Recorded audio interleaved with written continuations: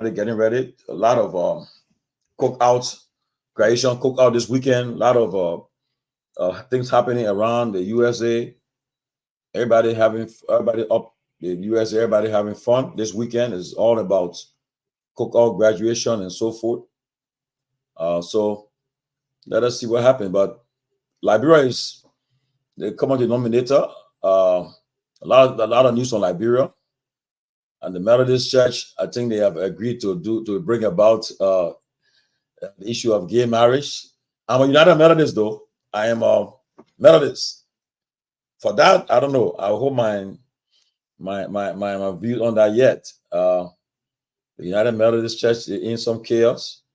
At the global conference recently, I think they passed a resolution that United Methodists will also support and gay marriage in the Methodist church.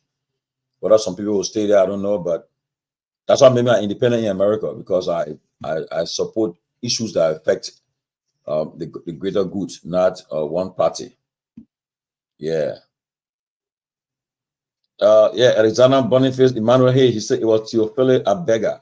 No, Theophilus Abega, that guy came after Kajabuden. Kajabuden was veteran, man. Kajabuden played. I watched them play, man. Congratulations, Mr. Doe. Your son Jordan Doe is graduating. He graduated on June 5th. Congratulations to Jordan. Congratulations to Jordan. Congratulations. Toga Alexander Biodet from in Liberia. Welcome, Toga. Toga got a lot of news for us today. He's one of the hardworking men on this panel. On this panel. 24/7, he's up and down, bringing the news, what's happening in Liberia. But it's good though. Our president, he's in former president, we are in Ghana. President Bwaga is in Seoul, South Korea. And the rest of the country, Liberia, is still being rescued. The rescue government is in power. They are rescuing the country. Let's see what happened from Seoul, South Korea. We heard that Ghana left from there with $2 billion. I saw President Bwaga signing some agreement with the South Korean president.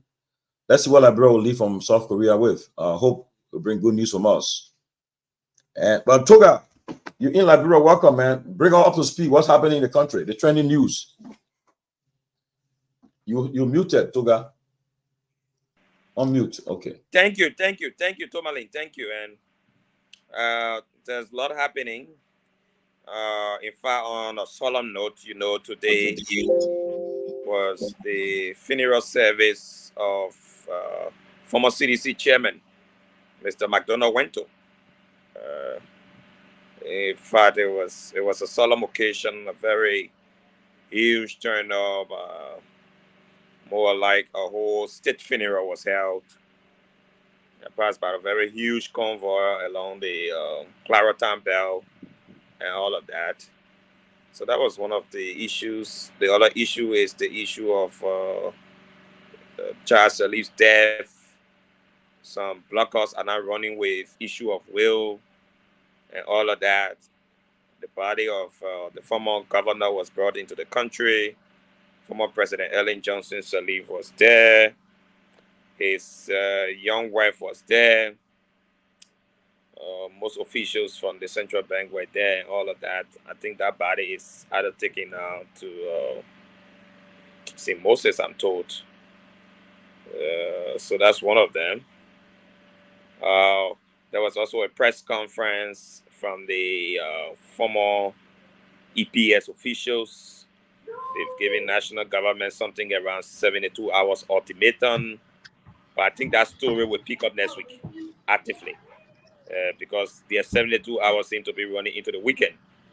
So probably it will be some attraction on Monday, or the former EPS officials who were terminated by the same Gates administration stage a press conference, and they say they're giving national government 72 hours ultimatum, and they will come up in the streets, they will come up and protest and all of that.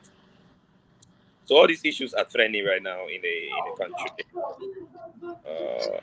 And plus some of the issues we're coming to discuss, those ones are very key issues at the moment. The issue of a young lady who died at the mine in Yekepa. I think she was one of those driving one of those heavy duty equipment. Yeah, some bubble. And then the situation with the Methodist Church. That's why you see tonight I'm even wearing my Baptist shirt. Yeah, because it's a serious issue in the Methodist Church at the moment. Very serious issue. Yeah. So the church seems to be divided. A lot of the members have been reaching me inbox since we posted the issue on the closing arguments page.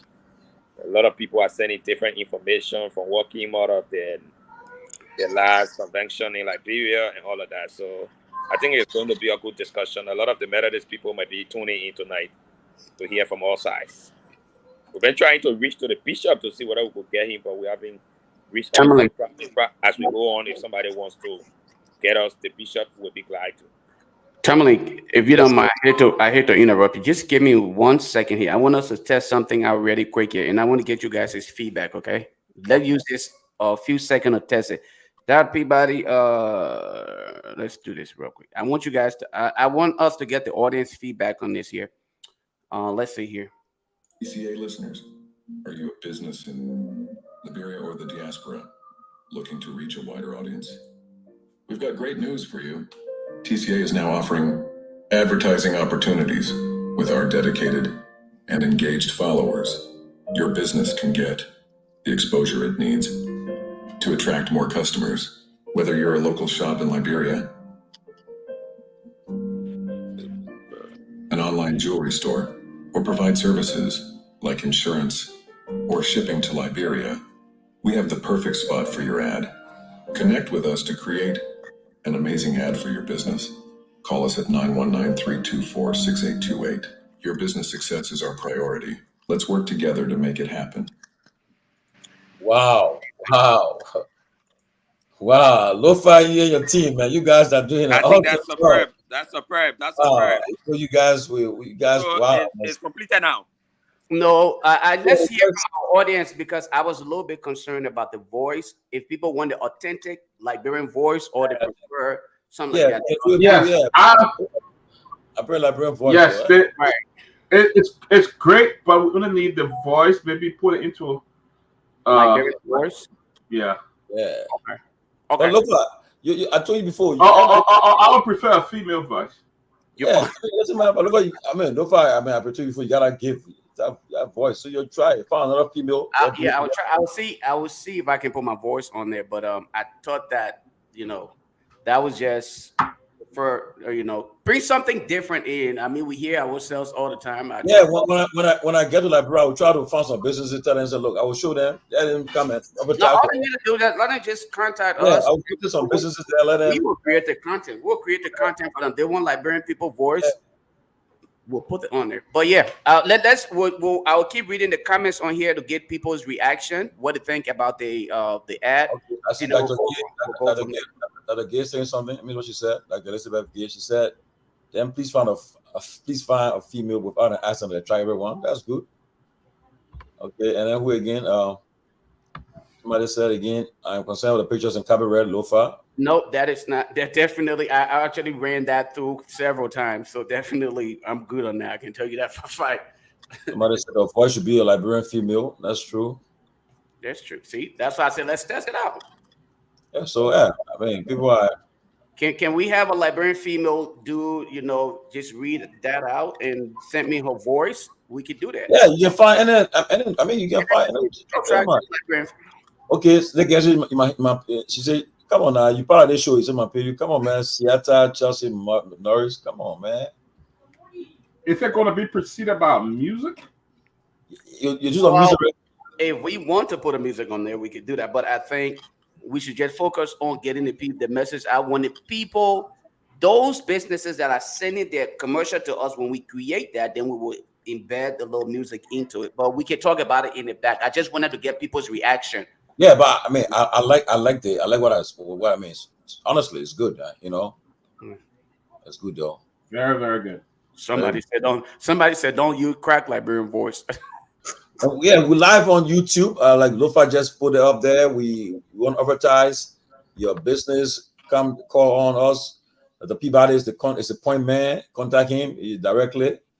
He's a mean guy. You contact him, you'll definitely get to the whole crew for advertising the business, anything you want to do. Lo-Fi is also there. You contact them, they will bring your business forward. Lo-Fi is not there. Lo-Fi's only in the back to do what he got to do. Peabody and Timberly, other people, So, don't contact Lo-Fi. For honestly, for advertisement, contact the Peabody. Yeah. Probably he knows that area well. So contact him, and I'm sure you won't regret. But and then you gotta recommend somebody's voice. Anybody you recommend to us, we'll try the person, test them, and we'll promote that person, man. Yeah, make a scrutiny argument to get better every day. Look, we are live when we are on. We are being monitored, heard in Radio Land and True FM. So you can imagine thousands of people that are listening to us on True FM. The thousands are listening to us on Hot FM, then on YouTube, then on Facebook, on our page. So I mean, we have a very broad audience. You won't believe it. You have to see all the people in the numbers set right now. They say we are 632% watching us now. Okay, people continue to come. They're going to grow. But besides the number you see up there, there are people on YouTube, on watching, listening to the radio and so forth in various counties and so. So we'll do our best to keep it going. And then suggestions you guys have, you can bring it to us. We'll take into it, and make it better. Okay, Daniel Junior Buzizi Duade. He want to advertise his group. Contact everybody. Yeah, that's good.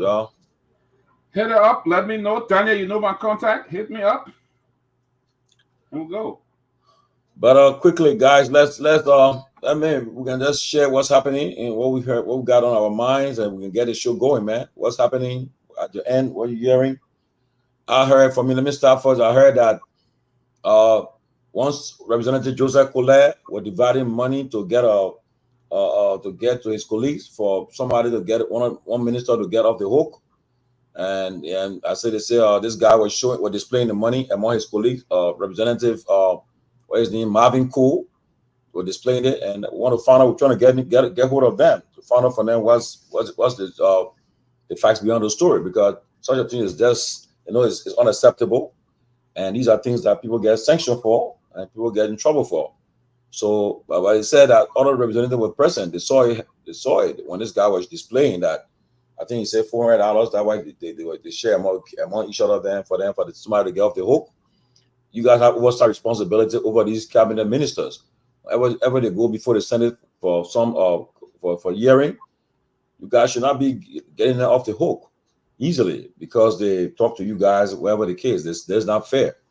But again, we are digging on that story. We'll find out what happened, and we'll bring you guys to the full public. But so far, that what I'm hearing on that end, and then I know some of you guys will get mad at me tonight, but I will say it for Claire. President Boyka, the issue of the LDEA, I believe that Hassan Fadiga and the other gentlemen, they should be given consideration. You guys are determined to fight drugs in that country. They are serious about fighting drugs, and they should be given consideration.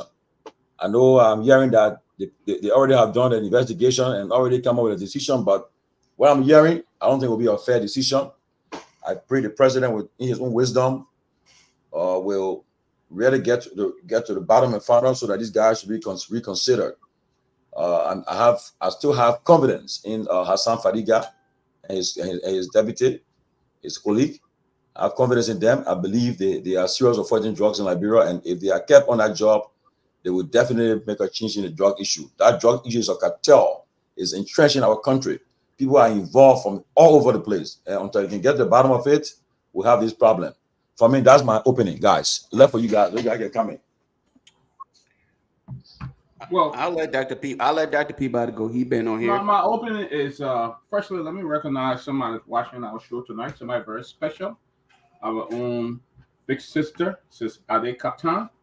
She's watching us from Monrovia, Liberia. Sis Ade, welcome to the Closing Argument, and hope you're having a great weekend. But let me say here, man, the issue with, I think, again, people need to, I said it here, impunity should not be accepted on the job, no matter what. And I think what happened at the LDEA was a disgrace. The people who should be fighting drugs are fighting among themselves, and they have been suspended. The drug cartel are taking the lead.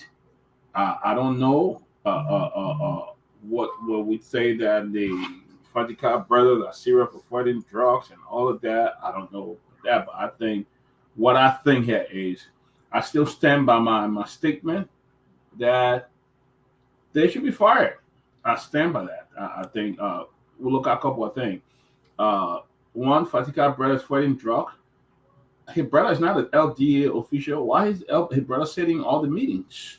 He's not LDA official. He shouldn't be in that meeting. He accused AB Kurma of carrying his folks there that are not part of LDA. But he took his brother. His brother said he sat in meeting. I listened to his brother.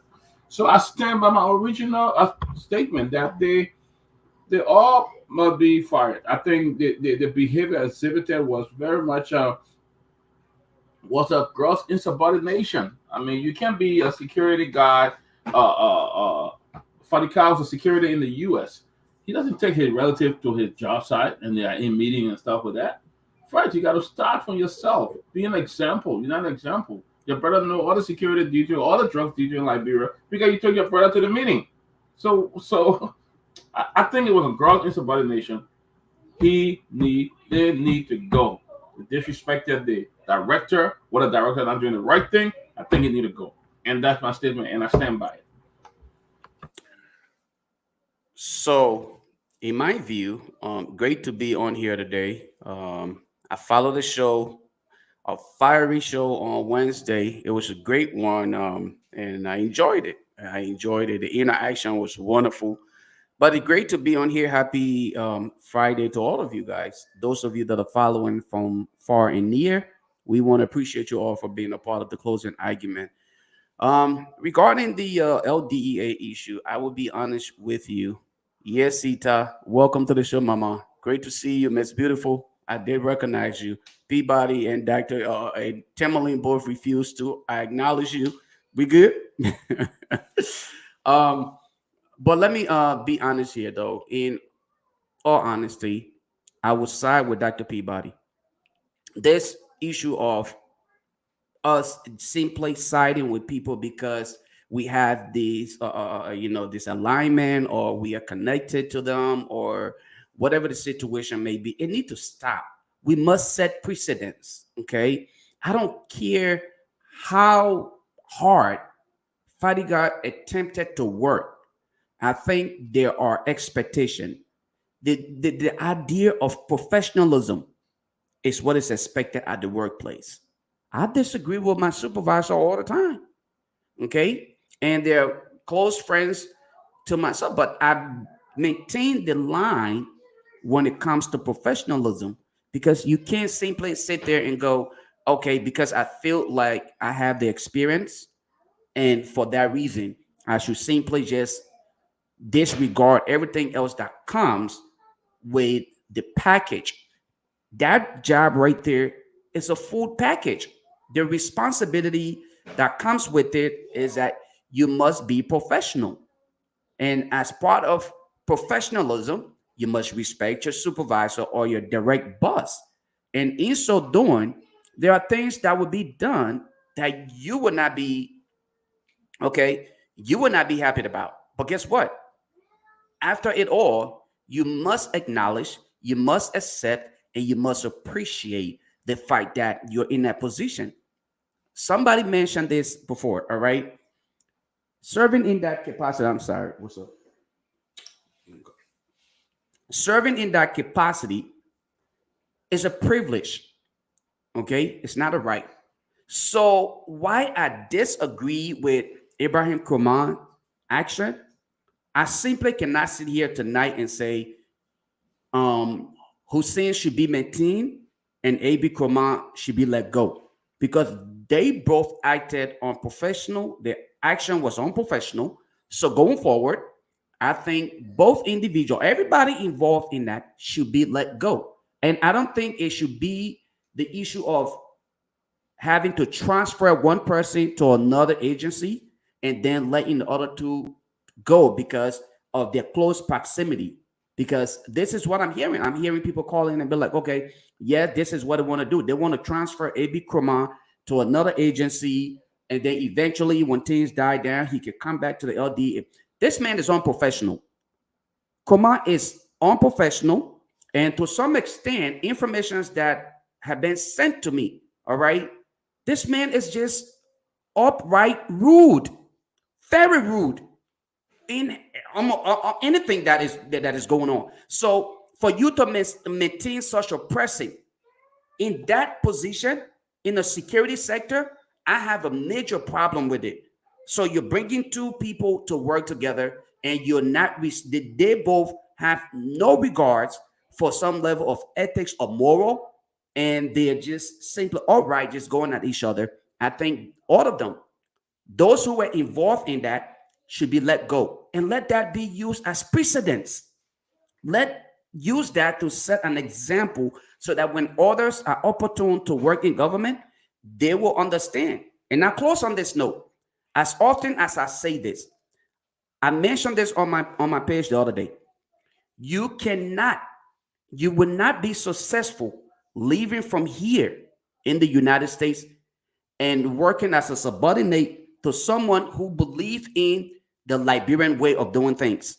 You can only be successful in Liberia if you intend to go back home and sit at the top and institute change, or else, okay? Or else, guess what's going to happen? You will experience the same thing that Fadiga or Hassan is going through right now. Hassan in himself, he's trying to work from within and bring the cartels down. That is almost impossible. You are fighting the cartel, and you alone, like we said, in order for us to change Liberia, we need to recalibrate. But when we said these very things, the lack of Fadiga and Hassan Fadiga thought that they could just sneak their way through and be a part of it, and that's the reason why they support the old guys and the status quo, with the hope that they will be given opportunity to be a part of it, and thinking that you can change the system. You will never change it. We need an entire recalibration of the system in order for anybody from the United States who is with good intention to be successful in Liberia. If you think you could work with these guys like the A.B. Kromah and other corrupt government officials who have been in the system and want to maintain the system the way it is, good luck to you and raise your life. Because I'm saying this, my brother died serving Liberia at the DEA, Marcus Soko, and they made it seem as though he died from corona. That was a lie. I know my brother died fighting drugs in Liberia, and I said the same thing to Hassan Fadiga. You are fighting against the cartel. It's not going to be an easy way to the top. I'll stop at that point. Thank you. Well, like I said, everybody entitled to the views, true though. But again, we hear from Toga and then Kelabo. But again, I always tell people. I told my colleagues last night. I said, look, I agree. I'm not a big fan of the Fadiga brothers. It's true. I know when we left Spoon, they went after us. But I look at the bigger picture. I look at Liberia as the bigger picture. They're good for the country. And but I like to be objective in my own assessment that I think they really want to Liberia to fight. I mean, especially Hassan, who's there, he and the other guy. Somebody got a mute. Noise. Don't mute the noise. Yeah. So I think they want to really fight help fight the drugs situation. But again, politics came into play, and I believe those who are most of the people that criticize them are based on the political decision they took in 2023 and the affiliation. But again, I look at the greater good of Liberia. I believe that President Bouaka, as I know his officials are watching us tonight, they're all watching us, his vice president, the minister of state, all watching us. I want to say, reconsidered the decision and don't let go of the Hassan Fadiga and the other guy. I think they come to the platform to this LDA with a lot of good intention. But again, let's hear from Toga and then Kelabo. Thank you again. Thank you. And if you hear some little noises from the back, You know, and this is interesting, right? So the other day I posted on my page that my community have been off for the last 2 weeks. But then you will not imagine this. Some of our friends, maybe from, you know, people misconstrue everything. They see everything political. So you notice that even because the man supports the government and the man stays in the same community with you, the man will come on Facebook and say he's fully enjoying electricity. I mean, I don't understand our people. So, like you hear the noise from the back is because I'm using generator tonight. So you hear some noise from the back. But you can imagine that somebody who's working for the government, like in fact, the Liberia Electricity Regulatory Commission, the second in command, Klatume lives maybe 5 minutes away from me. We all in darkness, but you see people posting that, yeah, it's true, electricity in the community and all that. So let me come to the Fadiga issue. First of all, I have always maintained that the two guys, I think technically should go. All right, from all indications, they both have temperament issue. It's been shown over time. I think it comes from the fact that, first of all, AB has always been the operation guard. He's not been really an administrator. I heard AB vehemently rejected being deputy to the police, the current police boss. When President Bouaka wanted to send him back at the police as deputy, he said he was not born to always be deputy. So that's how they put him in charge. Now he's not proving that he can be a sitting administrator. Even if Fadiga is a problem to you, as a sitting administrator, there's a way you can still go about it and handle things and make your subordinate to know that he's still a subordinate with the way you carry yourself. You can't be the one going on radio, calling the man one day kid, calling the man advocate like you're in a boxing ring. And I think that's what he keeps doing. All right, he's not playing the big brother role. So the fact that he thinks that both of them in a boxing ring, he's in a meeting and he said they must disarm the other people and all of that, militarizing the entire terrain, I think he's still playing a role in exacerbating the entire situation. The same thing with the Fadiga. It's my understanding, you know, from all sources, that it was A.B. Nkrumah that also recommended him for the job. And the man recommended you for the job, you get on the job, and you think that the man that even recommended you for the job, you're doing or you know better than him. And you're just in a boxing ring. The president had too much to focus on, too many things to talk about from South Korea. All these things. There were 2 issues this week that just shut down that entire thing. It had people talking less about what the president went for, because as a nation, wherever the president goes, there the country should be a little bit focused. But we leave all that thing. We're talking about how fight going on at the DEA, and we're talking about woman-man business with the presidential advisor to the president, a political advisor to the president. All these things technically eroded the progress the president made in South Korea. And I think the president needs to take action regarding these 2 situations, and stronger one, than he has done. Because the nation should be focused on where the president is going, what gains we're making, than for us to be talking like 2 young men, 2 people who've never worked in any environment before, don't know work ethics. You go to work, the Zogos, or the disadvantaged youth, who you're supposed to be cleansing of their situation, are the ones standing on the sidewalk and telling you, people are yourself fighting. I mean, these guys that you're supposed to transform are telling you to be a transformer. Isn't that embarrassing? That it was the same Zogo standing on the street and saying, people are yourself fighting, people are your way together.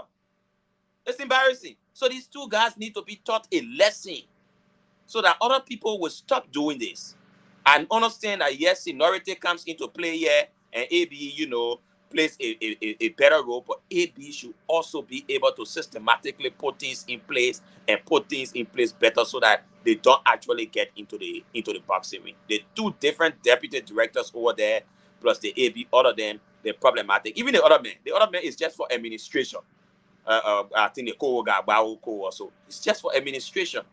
All these things that are happening, it should actually come on your deck so you can solve it. HR, all those kind of people fall under you, but you yourself in a boxing ring. So how can a matter between AB and that of Fadiga come to you, who the deputy for administration, when you're set in a boxing ring? So all of them got issue, and I think it should be handled that way. Thank you very much. Well, I mean, and that's true. They come with trouble tonight. Not trouble they come for tonight. Double trouble, purple. Oh my God. Just for the record, I had no clue that Alex was gonna wear purple suya stuff.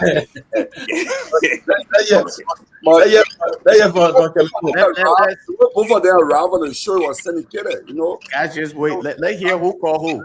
You know? I mean, they call each other.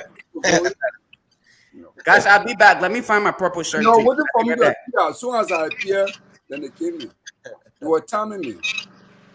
The man that I crazy too. Calabo. Yeah. So I think Toga made a very excellent point here. You know, Can I do that? But we had background noise. Yeah. Toga made a very excellent point here. Abi Kroma is an operation man. I mean, from the CID to being 102, and everything so far in the security sector, he has been on the operation side of things most of the time. So he's a hands-on person. He's a robust person. So yes, I'm not sure about the administrative experience. So it reflects on some of the things that happened there. Yeah, one can say that there was some lapses on his part as an administrator, but I think I don't kind of agree with some of the characterization like other panelists are made. When you come to a workplace, no big brother, no small brother business there. You deal with professional standard. You do what you're supposed to do. Whether the person you're older than the person or the person older than you stick to what your functions, the duty of manner is what you stick to. No age business. Okay, I can be a younger person or an older person, and you can be my boss or I can be your boss. That's besides the point. Let's do what we have to do. But when you reflect on, I tend to disagree with some of the people who think that maybe I don't know what it is, Hussein Fadiga or Hassan Fadiga.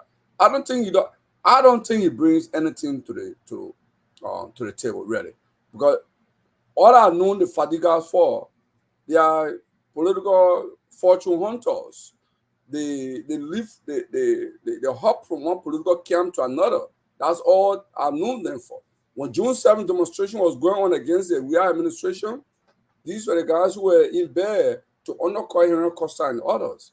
Okay, so I remember even posted a picture from a flight when you are flying to Liberia, to go fight the June 7th protest. So even throughout the election, they were just looking for where they believe the camp that will win. By the way, Caleb, not to interrupt you though, the fighting guys did not show up for that June 7th. They went to Senegal. They went to but they said they were going. Yeah, but they deceived. Yeah, they told lie because they went to Senegal. Yeah, that was they put a photo and said they were going, and then lied. And they did not. And that photo said they were in business class going to Liberia. Yes. Yeah. I follow that. So, but these guys are political fortune hunters. That's how I see them. I don't see them as bringing a value to our security sector. So people like that who are one thing in the public and another thing in the darkness, they are not good for security sector. So we should keep them out of particularly fighting drugs, and dealing with drug issues is not an advocacy issue. I totally agree with Abi Kroma here. He carries his spoon TV advocacy mentality or whatever his brother is doing there, and that's what they were on. So I think he should get out of that. If GMB wants to give him job, it's his business. He was elected. He can make him maybe special assistant number 5 to him because he got plenty of special assistant, or you can put him somewhere. But the best is maybe keep all 3 of them out of government for the next 2 years. That's what I would say.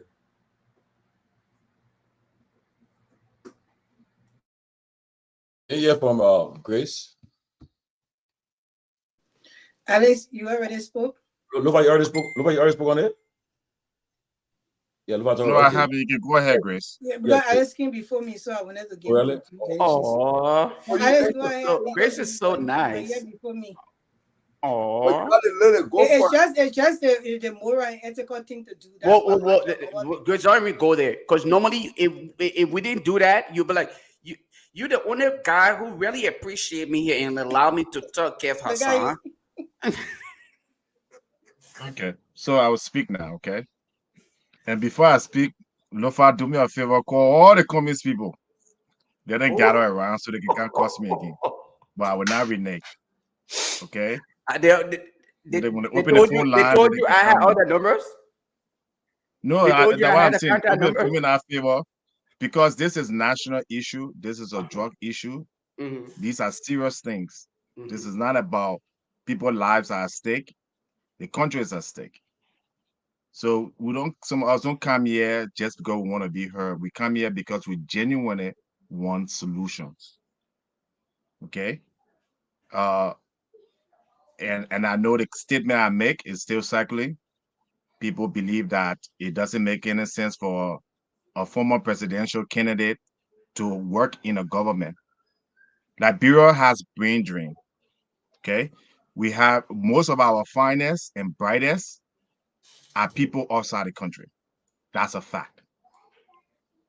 And the rest of them are people who just want political position. Okay. So the rest of us who have the technical skills, the administrative skills, the management skills, how are we being useful to our country? Are we saying that if I'm not a president or I'm not a legislator or a senator or a political leader, that means I can't help my country? So going back to the LDEA, the fact remains, I think Abi Kromah and Fatiga are both technical people.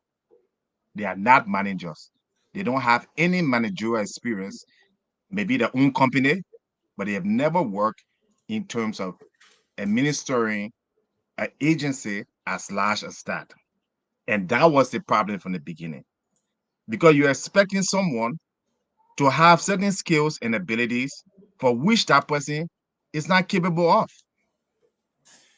So Kromah could have simply reprimanded Fatiga long time ago if he felt that, if he had the administrative skill, he could have called the justice minister and said, you know what, this man is posing a problem.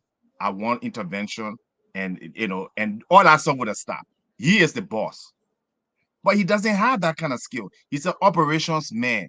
He's a guy who can go and kick down doors, who can go in the ghettos and find drugs and stuff. So President Bogart, it was a mistake. All right, it was a mistake. Most of our agencies need to be managed by professional managers and administrators. So that's the first thing. In the next thing we want to solve. The second thing here is, I was looking at the budget for the DEA, okay, the LDEA in Liberia. It's on $2 million. That's a joke. They let Kush Shugo campaign $300,000. You can't be serious about fighting drugs in a country. Drug is one of the number one problem in Liberia. And you put such low, how are you going to attract experts? How are you going to get consultants and people and real drug program and campaign and security with $2 million? When the other areas of the government, let's give the example of getting $15-20 million budget. So if they're serious about it, they need to do a budget reconsideration. They need to increase the amount that goes to drugs, because if all your young people starts to get into drugs, the country is done. The country is done. All the other effort, the agriculture thing you're talking about, somebody cannot be a drug addict and go work. Somebody cannot be a drug addict and go join the military. And once the person becomes a drug addict, it's very difficult. You need psychological help. You need medical help. It could take 5 years to detox that person. So that's why I'm emphasizing here. Number one, that agency needs someone who has global managerial experience, somebody who can go in there and recruit some good administrators from around the world, some good programs director. And the Abi Kromahs and the Fatiga, they are good at what they do. They are operations people. Don't take that away from them. If you give them the right guidance and the right training and the right administration, they will do their job effectively. So I blame the president for this one. There was no consideration in giving just as many other positions. Lastly, I will say here again, I strongly believe that before someone must serve, they must be able to prove their service in that area. And Alice Cummings should consider that. The fact that people are calling and getting outraged and insulting and doing all these things. Look, Hillary Clinton ran for president. She did not win. She became Secretary General. Pete Buttigieg ran for president. He did not win. He became transport thing. Anthony Saye is one of the most qualified and most respected person around the world with the IMF. She left her job and went and served under Ellen for a year. But she So was I now stand by my IMF. word. She was now IMF at the time. She was with the World She Bank. was. Why are you interrupting the man? Okay. So Yeah, for man. Alice Cummings here and his people to come here and say that is denigrating Alice, that is Everybody reneging talk about Alice 2 minutes, Cummings, not all right? now. Yeah, To come here and come and insult and make But all kinds of comments. this topic is not What about they're Alice doing Cummings. is a Let's talk disservice. about Yeah, the but I'm No, but we addressing the talking about issue. the about party cars in the I'm Quran. It's not addressing about Alice I'm Cummings. addressing the I issue think and you- telling you this- how this- you can solve it. This sounds like a personal issue with you and Mr. Cummings. When I everybody don't speaks, think so. I don't think when so. everybody Everybody- speaks, everybody- you're allowed to everybody- listen. You're allowed to disagree with me, Dr. Peabody, but you're not allowed to change my viewpoint. You can disagree with me So all you Alex, want. can I ask a quick question though? You know, When you, Okay. when you, So can I ask a quick question? give me 10 seconds. Family, So I stand by that I'm word. just asking. I just want to ask Okay. Alex a quick question, please, before he land. When you supported President Boycott today, then Kennedy Boycott, did you at any time suggest to him that he put things into perspective? When you supported him at the time, did you suggest any of such that you're recommending today? Did not support Joseph Boyka for presidency. Okay, and I challenge anybody to come and show where Alex Jones came out and said he's a Joseph Boyka supporter. Alex, So where you get your information from as a journalist? Johnny, Where you get your information from as a journalist? Now, if you want to ask me the context of which I was speaking in with Joseph Boyka, No. I'll be Family, happy to I'm indulge begging you. you, please let it. I don't mean to take away from it. Okay. Not between here and we're not making here Alice Cummings show. All right, yeah, but can we just Yeah, but let everybody see like this. I will stop there with my statement, and I think Joseph So, but Boyka Alice Jones, you gotta keep all the should keep consider in the 3 minutes. I beg you, but you Okay, Alex went more than I don't, 5 but the people keep interrupting me. No, you are not how that bet. I made my point. My point is very clear. My point is very clear. Bring in a Everybody bring start with in the a point. administrator. Everybody- My point is very clear. I respect your point. I respect your point, but just the time now. Yeah, but my point is clear. I made it yesterday. I mean, I don't have problem with your point Wednesday, making. and at the It's same not point, I will go you back. say that's all, but just I think Can I speak? Alex has an obsession with Mr. Cummings. I don't Because the think topic so. here is not about Alex. Cummings, It's not yeah, about these Alex people Cummings. have to We're talk talking about- Liberian government. Why you keep bringing Mr. Cummings into this? What does he have to Because do with want to it? lead I think it's Because it's very because unrealistic, you asked, you say you want to, Alex. if you're gonna ask a question, then you gotta give me a response to answer your question. I didn't ask you a question. Can I speak now? I'm making a statement. I didn't ask you a question. I'm making a statement. Okay, go ahead. Can I speak now? yeah, Chris, go Somebody ahead. say okay for me? Go ahead. Yeah. Hi, everybody. I want to welcome you all on the closing argument. I hope you guys let us have a civil conversation tonight. I would also like to invite, if Honorable Musa Belete is listening, he needs to come on the platform and tell us about he's the chair of national security, right? So he needs to come and speak on this matter. We need to ask him some questions. Maybe he will answer us on, what's going on at the DEA. So if he's listening, sir, can you please come? I would like to agree with Alex on, I know people think I like to agree with Alex, but I told you sometimes when people like Manet, they think they seem, especially when they have love for country. So as far as becoming president, there should be a criteria, right? In Liberia, you have to serve public service. You have to at least serve in the public service or sector. We did it. We became ambassador. I think he was a ambassador for peace, and then he became a senator. Ellen Johnson said he served. Omer Boyka served. So there should be a criteria, and moving forward, since we're in the 21st century, there should also be age limitation. So I hope that Liberian people are listening and paying attention. You don't want anybody over 70 ruling your country anymore. This time and age, we don't need that. It's just my personal view. So I agree with Alice when it comes to that. I think that anybody who wants to run for president should serve in certain capacity in government before you can even take that step.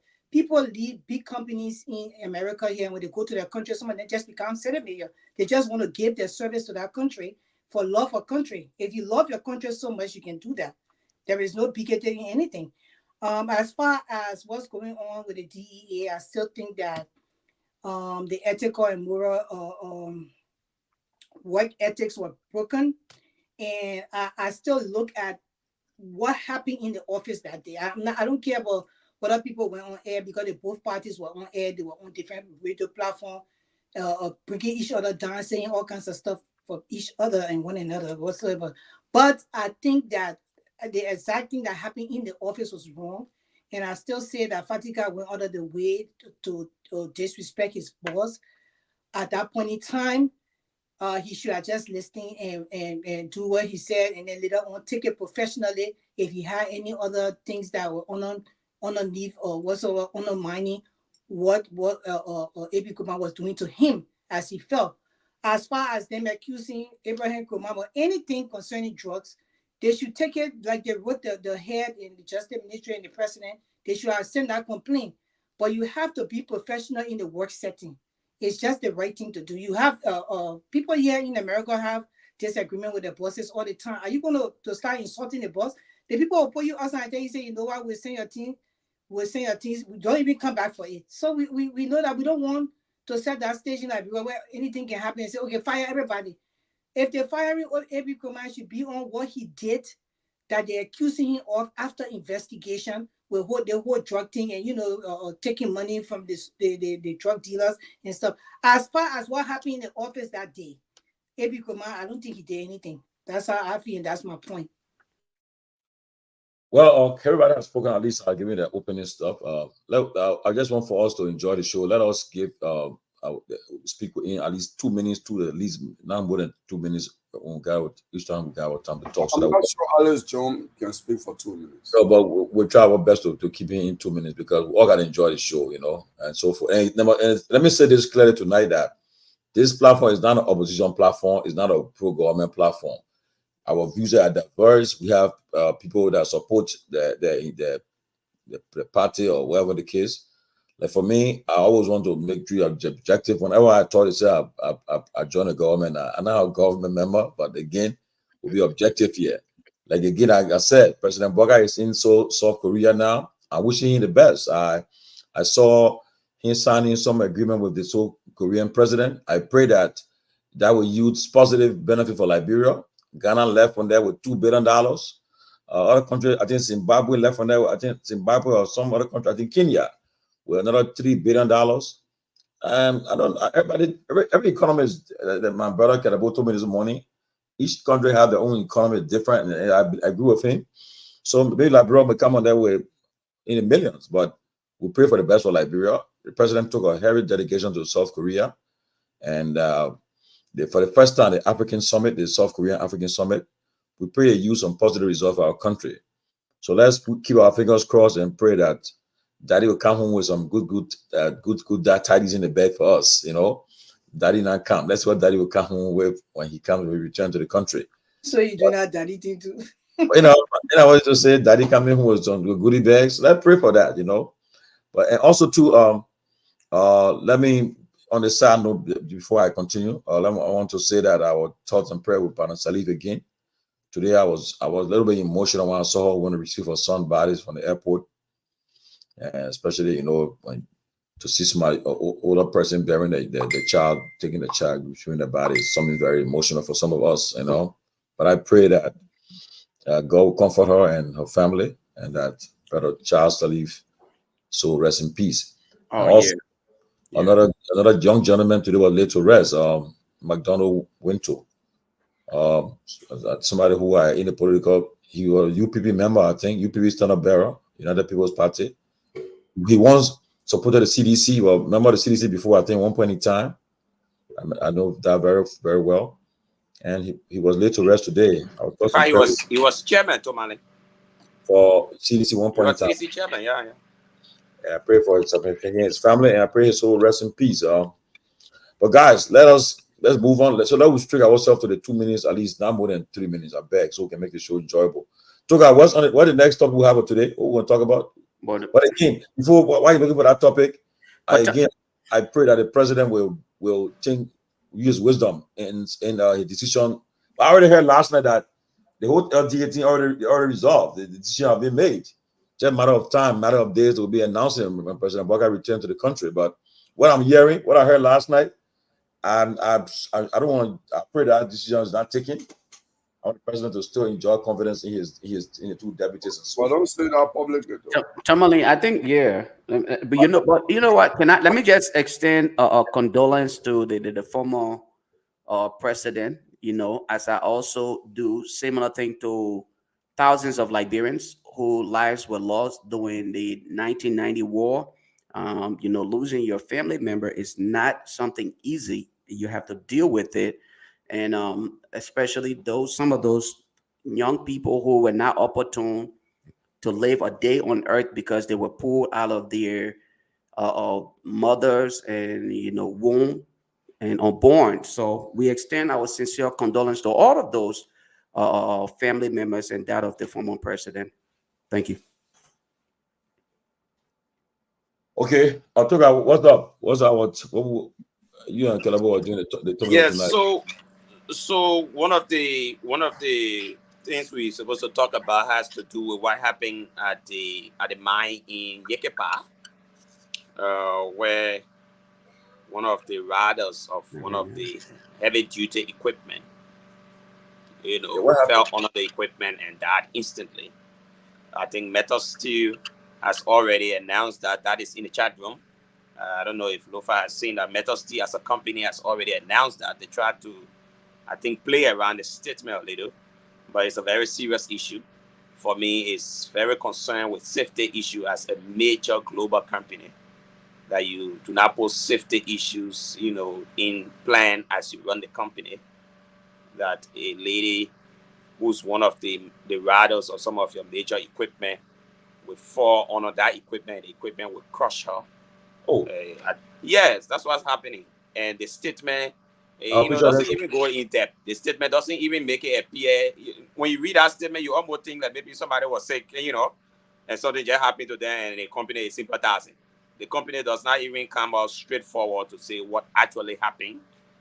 And a big global company like that must have strict, safety measures in place. It has to do with the land mass and energy. It has to do with labor issue. It has to do with a lot of sticky issues that I think government needs to make some serious interventions in this matter. Oh, this lady that got crushed? Yeah, that's the lady. And Metal Steel's statement is too feeble for this kind of crucial issue that happened. I think government needs to step in. A serious investigation needs to be launched into this matter, and the company needs to be held culpable so that the reoccurrence of some of these things, we will not be seeing them. The last time, again, somebody, a dead person was seen in one of Metal Steel's carriers, the old carrier. They just found a dead person somewhere in Buchanan in the stuff. So it means that person the dead body got into their stuff from Yekepa all the way to Basel. Besides, there are many instances where Metal Steel's the train has crushed a lot of people along the route while they are coming. So I think they got some safety issue, and the government needs to seriously step in. We can't always only be talking about, the investment that Metal Steel is bringing to the country, and we're not putting in place safety issues. I think that's a basic issue that is very embarrassing, where a young woman will be crushed that way that she was crushed up the mine. It needs to be thoroughly looked at. Okay, Lofa, you're going to weigh your 2 minutes into this topic on the topic. Definitely. It's sad that we will sit here today and talk about such a thing happening to one of us as Liberian. Like I often say on this platform, we tend not to take things serious until it hit our door. We are often very reactive. We react to everything instead of being proactive. there are laws put in place. And the reason why, first of all, you have a government, again, like I said yesterday on my show on Across Africa, the purpose of the government is to protect her citizens. If you can even protect your citizens from foreigners, what else are you there to do? You were hired to do a specific job. This young woman, I can promise you, that would not experience anything close to justice that which she deserves. The family will have no idea as to what should be done anywhere in the world, anywhere else. Something will be done about that. But you know what? We appear to be as though we like in the world, we are the third-class citizens, Liberians. And even in Liberia, Liberians are third-class citizens because you have the corrupt government officials, few of them, and then you have those who can afford, and then you have our real people, the likes of Lofa Julius and other people who cannot afford. So we end up at the bottom of the food chain. So in the world, we are almost at the worst. What becomes of it? You saw the issue of the young lady who Neg was the Caucasian guy attempted to kill. What became of it? Here we are again. This is sad. If the government doesn't see reason to serve her people, it's okay for you to step down, walk away from it. But I see a bunch of incompetent, heartless hyenas running around pretending to be government officials when they have no iota or understanding of true governance. Governance comes with service. Government in totality is service oriented. Serve your people. Thank you. Okay. Garabo? Yes. No. I mean, it's a sad story, but I listened to Toga. There is a reason why ArcelorMittal will issue, will give out a very scanty, empty statement about that, because definitely there will be investigation. There will be questions asked by labor inspectors, by the Ministry of Labor, the Ministry of Lands, Mines, and Energy, because there are certain steps you need to take for riders. They should wear certain safety gear so that in such a fall, they are even protected. Do they give these to workers? At what speed was the vehicle, the equipment moving, and all of that? So even EPA will get involved. So they're not going to give you a detailed statement on that, how it happened. They're not going to do it because they know if they start giving information publicly now, it may haunt them because they don't know what employees might say to investigators. So there's a reason why it's a tactical move. They're holding back the information. So, but it's a side event, and I will tell you this. In public service, and for that matter, government of Liberia, they focus just on dollars and cents. Most time investors come, they are more about job creation, but they don't take into account safety concerns. Common example is Firestone, Farmington River. Look at the pollution Firestone has been carried on in the Farmington River for nearly a century. Okay? Nothing happens about that. People talk about EPA has taken water sample from there and tested, and that's government agency. If they confirm that yes, there is pollution, there is cancer-causing agents that Firestone is dumping in the water. Fish from there, people are eating fish, people are eating all the aqua stuff from that same Farmington River. It's traveling downstream. Government does nothing about that because Firestone is paying whatever royalties or duties it's paying to government. That's all solely the government of Liberia focuses on. Now what impact it will have on generations to come, okay? And so it's just one of the side events. And unfortunately, it's happening to somebody who I believe she comes from a poor family. So government will not They will, you okay, let's have a befitting funeral. Another. That's not what I want. 2 minutes finish. Just go bury me 1 minute. I don't want money. I don't want flamboyant burial when I'm dead. Just bury me. If you can't save my life when I'm alive, you can protect me. Why all that? But Okay. Yes. Ellis Jones. Okay. I will just use my 2 to 3 minutes to say that I want to use this time to say there was investigation on Sergeant Mannen, who was accused of committing suicide. We have not seen any report yet. There were 2 people that was killed at the King John in Kidman. The public have yet to really find any reason why the police opened fire on these people and killed 2 of our citizens, protecting the same foreign mining companies. So I bring this 2 issue up because on the one hand, we want to stand up and say that this, unfortunately, my condolences to the family. This young woman was killed at a concession company, and we should hold them responsible and do all these things. But the very government is killing its own citizen in defense of mining concessions. That really doesn't it doesn't ring a bell to me, because we have a way of just forgetting things. The soldiers were protesting, wives were protesting for a particular reason. Has it been addressed? No. Of all there were 18, from what my source tell me, there was 18 grievances they had. Only 3 of them have been met.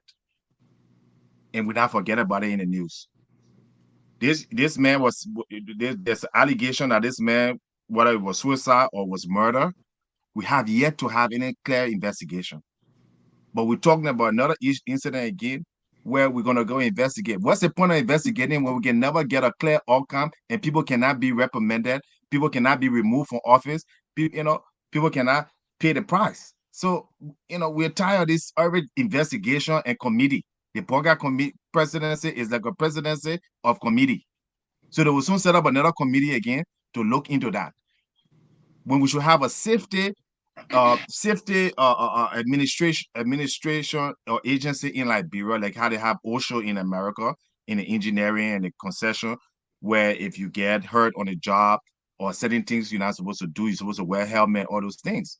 So this is a broken government.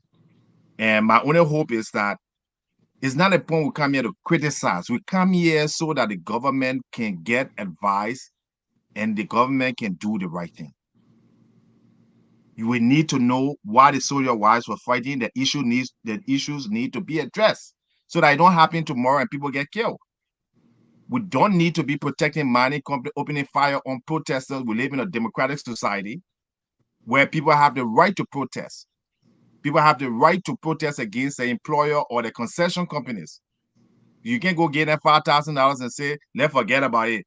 And we're not yet after a few days or 1 week, that's it. The news will drop it. So my purpose on this show here is to keep reminding Liberian people, when the LEC young man, that got beaten to death, nothing has come out of it yet. There's been no changes at the LEC. There's been no one reprimanded, and several incidences. So we need, as in the press, we have a network to keep bringing this issue up. And I will not stop. I will keep bringing it up and keep talking about it, writing about it, every opportunity I get. Let the Liberian people know we're not going to, sweep it on the rock and then move on to the next issue. So we need the sergeant suicide. We need international forensic people to come to Liberia so they can verify and substantiate whether this man actually committed suicide or this was a murder case or foul play. Thank you.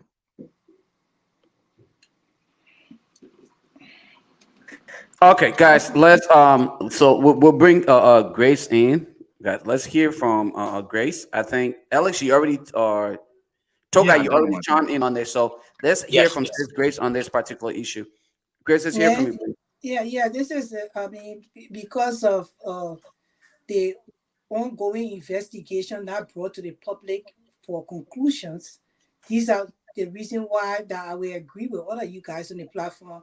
Then we start to blame the government for all these things. But these things happen even in developed countries.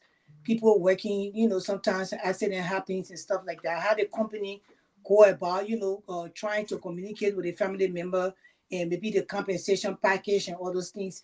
But because in our setting, we complain because most of the time when these things happen, there are nothing really done. The policies are not in place. The employees in these different companies are not, protected. The government don't have any strict rules when you come into the country. They set rules to protect the people and the gears that they're supposed to wear when they're in those kind of situations. But accidents do happen, and we just hope that the government can, try to make sure that all these investigations be brought up, investigated, conclusions be put out in the public so people can know that so when these things happen, we will not just continue to blame them, but to also, try to maybe say things that will help the company to be able to address the matter with the person family properly, because now maybe she was the breadwinner and may her soul rest in peace for her family, and now her life is taken. Going forward, what kind of communication they set now with the family? What packages are she supposed to have to protect her children and her husband moving, after her death?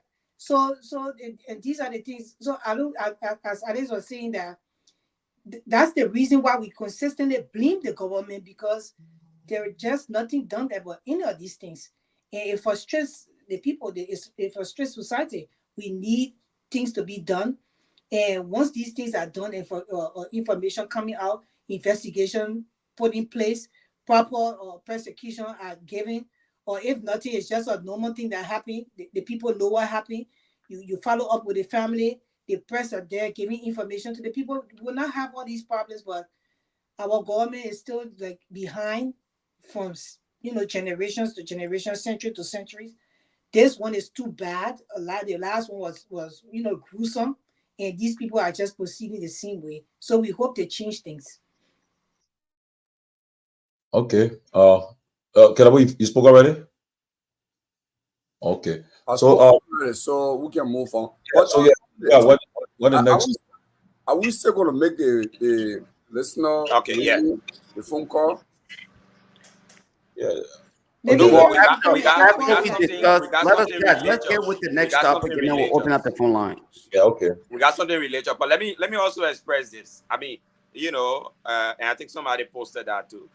Up to now, we've not, even gotten from the line agency whether there is an investigative team on this matter who are supposed to be on that investigation, ministries and agencies. I mean, we don't take things about our citizens here seriously. And that's the problem. This thing could never be a Western country.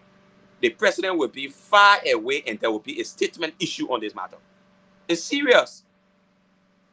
You can't get a foreign company come here and no safety measure in place and somebody gets crushed on the mine. And up to now, the government has not even released a statement after even the company just, put a scanty statement together and put it out there to the public. We don't even know whether these people are even insured, why they are on the mine. Similar thing happened in LAC, the Liberian Agriculture Company. I remember there was some major explosion in LAC where several people died one year. And some of the take home, some of the families took, you can imagine, was so tiny to even keep a family off for straight month. We have to change this. If the companies cannot do it, then we must have some labor manuals, we must have some legislation. That's why the lawmakers are also on Capitol Hill. Put in some serious legislation, because these companies will always be doing business. These companies will never want to lose. But if we put in system in place as a country and say these are the things that will line up as a country, it will help. I'm understanding that, in fact, the entire Senate right now is going on retreat to Basel. I mean, this thing must be on the agenda of that retreat.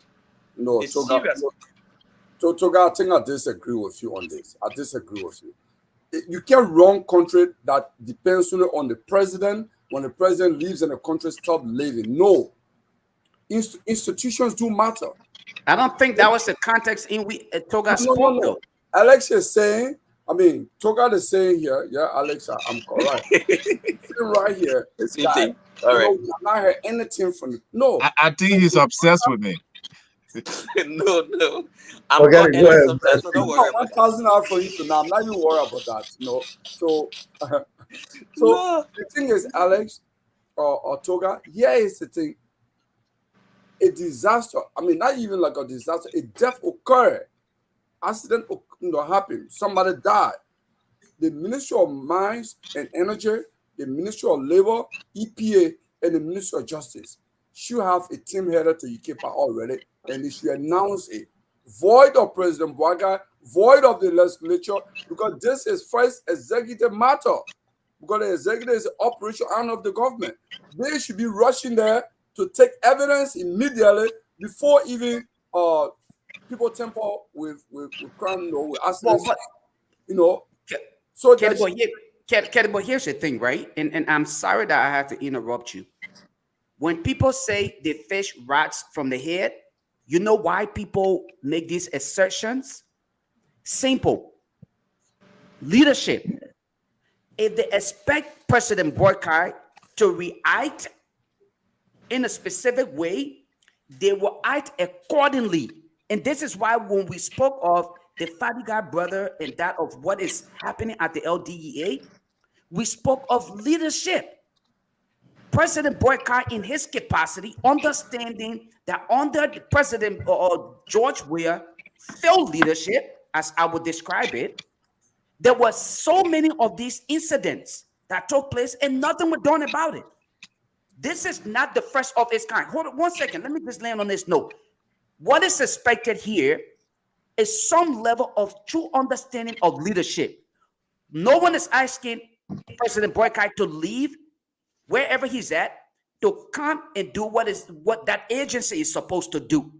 But had that agency simply experienced upon his ascendancy to the presidency, had he exhibited true understanding of leadership and started to work and prosecute people for certain things that were done, this agency will act accordingly because they will be afraid that they could probably be reprimanded.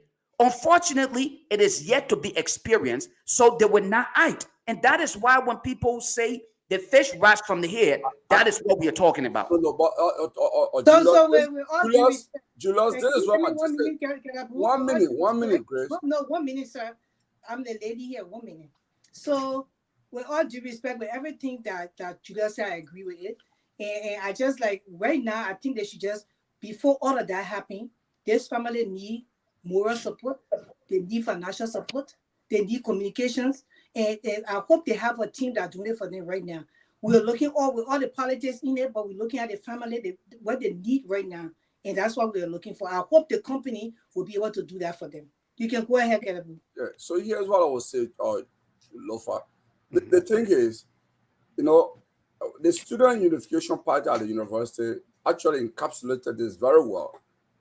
They issued a statement a few weeks ago, and they said the Bouaga Koun administration is all one in new battle. And by extension, if you interpret that well, what happened today with the Mita situation, with the loss of a precious young lady, is nothing new in Liberia.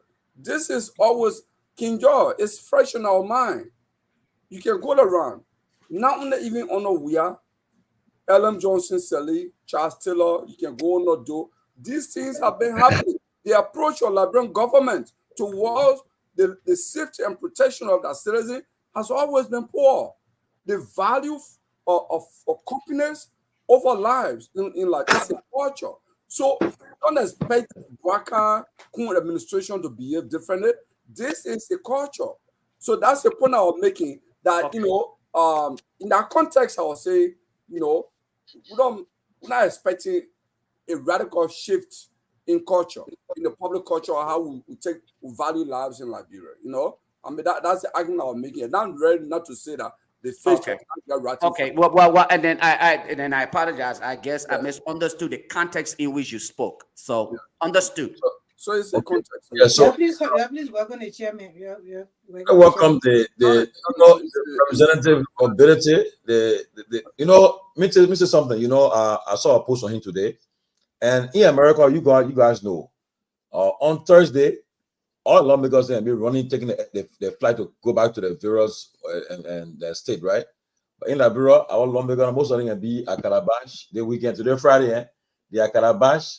They are all in the team center there chilling. You go in some of the lounges, they're there chilling. But the representative said, "I'm tired with the stressing, bro. Let me go to my Nima Kante in Sagrapie and go for the weekend. I can go every weekend, which is good though. And honestly, that's a good thing to do, because when you leave session on Thursday, I think go back to where you were, the people you representing. Go back to them. Go socialize with them. So if you want to go to club and chill there, build it. You're created there. Encourage people to say, "Look, come in, invest in a place. Bring your club here. Bring your stuff so we all can have fun here." Instead of being Morocco one place, which one other thing I admire for is, Snow, they all go to their farms and so forth when they leave session. That's good. But if you check it today, Friday, I can dare you, pass the Calabash now, to Calabash. You'll see LEG, Senate, all of them packed their Minnesota car, all packed there, chilling there, and then they're all there chilling, but again, but I mean, I go there once in a while though, but and then, but Chairman, look, good to see you again. Well, good you heard the call and you came on, because the issue about Grace invited him. Issue about yeah, but he the chair when the security. Madam Grace says you come because you come because of the issue here, but the military men are. And besides, the situation happened in Nimba, so it happened. Yeah, the last killing of the issue about Roslyn Baba death. That's Nimba County. So yeah, the issue about the guy who they say killed Officer Mane, shot himself 6 times. We're trying to get nobody else besides trying to get a statement from the Defense Ministry and the government Liberia. Yeah, nothing have been heard about it again. And I don't think it's fair to the family and to Liberian people. But now the Minister of Defense will come up to get a press briefing on it. The AFL should do some press briefing on that man's death. And then the issue about the LDA, which I know you will say on the executive, which I agree, the executive branch of the government is handling that issue. It is true, but it's concerning though. What happened at the LDA? Somebody could have gotten killed. Watch the video. What we saw, what the witness in the public that video is going viral. It's all over the country now, all over the country too. And the issue that burning on people's minds. So maybe you can address the issues, give us some update on it, because Chairman of National Security, it falls in your purview. All the people, the Justice Minister, Director of Police, all the people, y'all can be you're exchanging those periodically. You're share intelligence. We know that. You will not tell all what happening, but at least what the AFL saw that the main thing on our mind. What happened to that woman, that man issue? How far you have been briefed about it? Well, good evening, everybody. Good evening from Nimba Kante. The best part of Liberia right now. And somebody, by the way, just in defense of my colleagues, the government of Liberia has not given any legislator any money for any vehicle.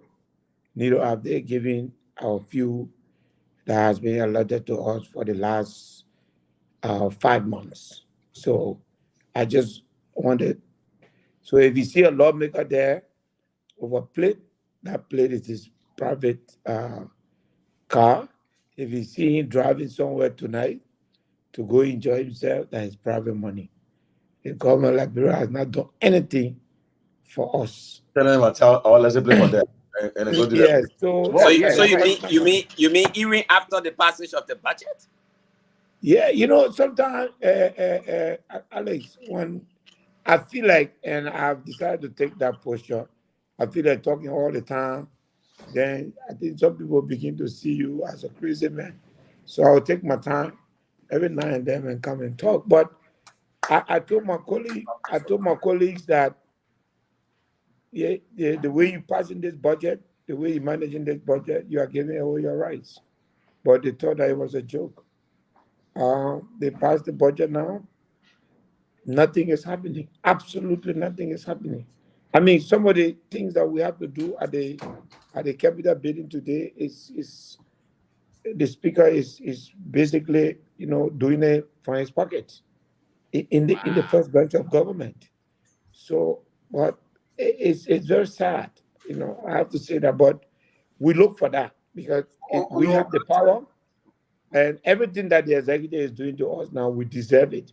We deserve more. Representative, can I ask a no, question? why are you commenting on the budget? Can you also comment on the statement by the Chief Justice, the judiciary, regarding the budget? I don't know the detail of the statement by the Chief Justice, but I'm not sure to say that she rejecting the budget. I'm not sure that was the right She way. She said the $22 million you guys, the legislature, give the judiciary is grossly inadequate to actually carry on the work of a judicial function. Okay, so I agree with her on the principle that the judiciary need more. I definitely agree with her that the judiciary need more.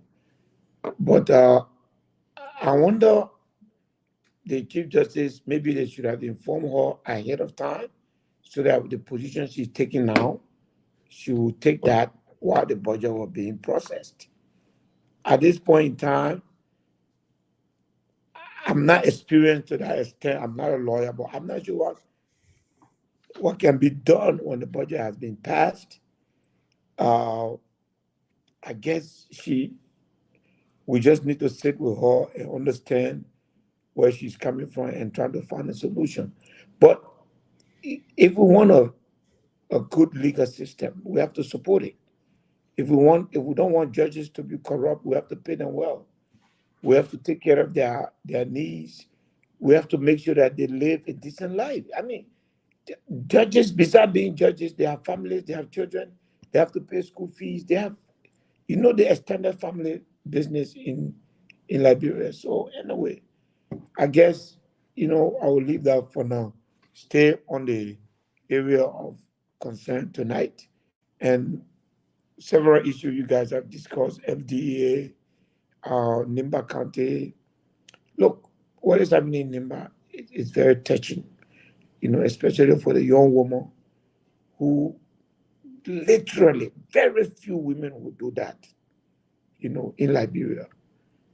Go and try to live life the hard way, and look at how our life has ended. Look at the way our life has ended. What kind of signal is this sending to the young woman on the street prostituting?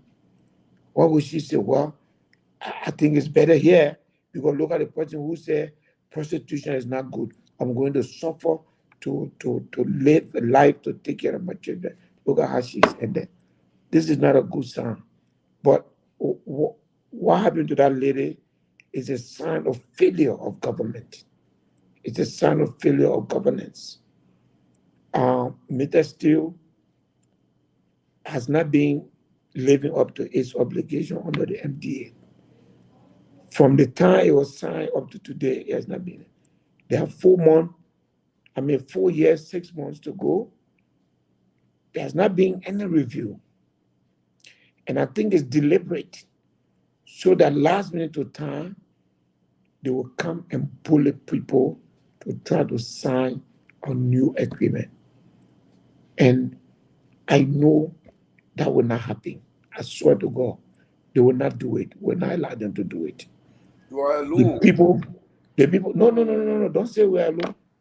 Nobody will take Nimba County. That thing that used to happen, whether we like it or not, this part of Liberia Mr. Steele operates is in Nimba County.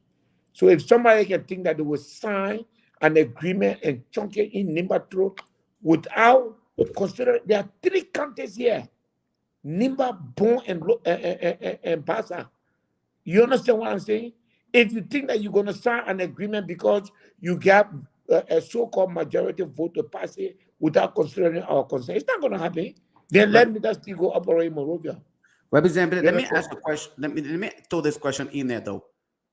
You just mentioned earlier that regardless of the fact that you're a minority, you still don't believe it's going to pass. What are you depending on? Because as it is often done, the majority carries it all. And you guys will come back. It have been historically proven that you will always come and say we are in minority. So what are you depending on this time to make such a session that yes, regardless of you being in minority, it will not happen? What are you depending on? Julius, the 55th, the House of Representatives, is different. I can tell you. Look, you may realize that our session is very rowdy because we are too many.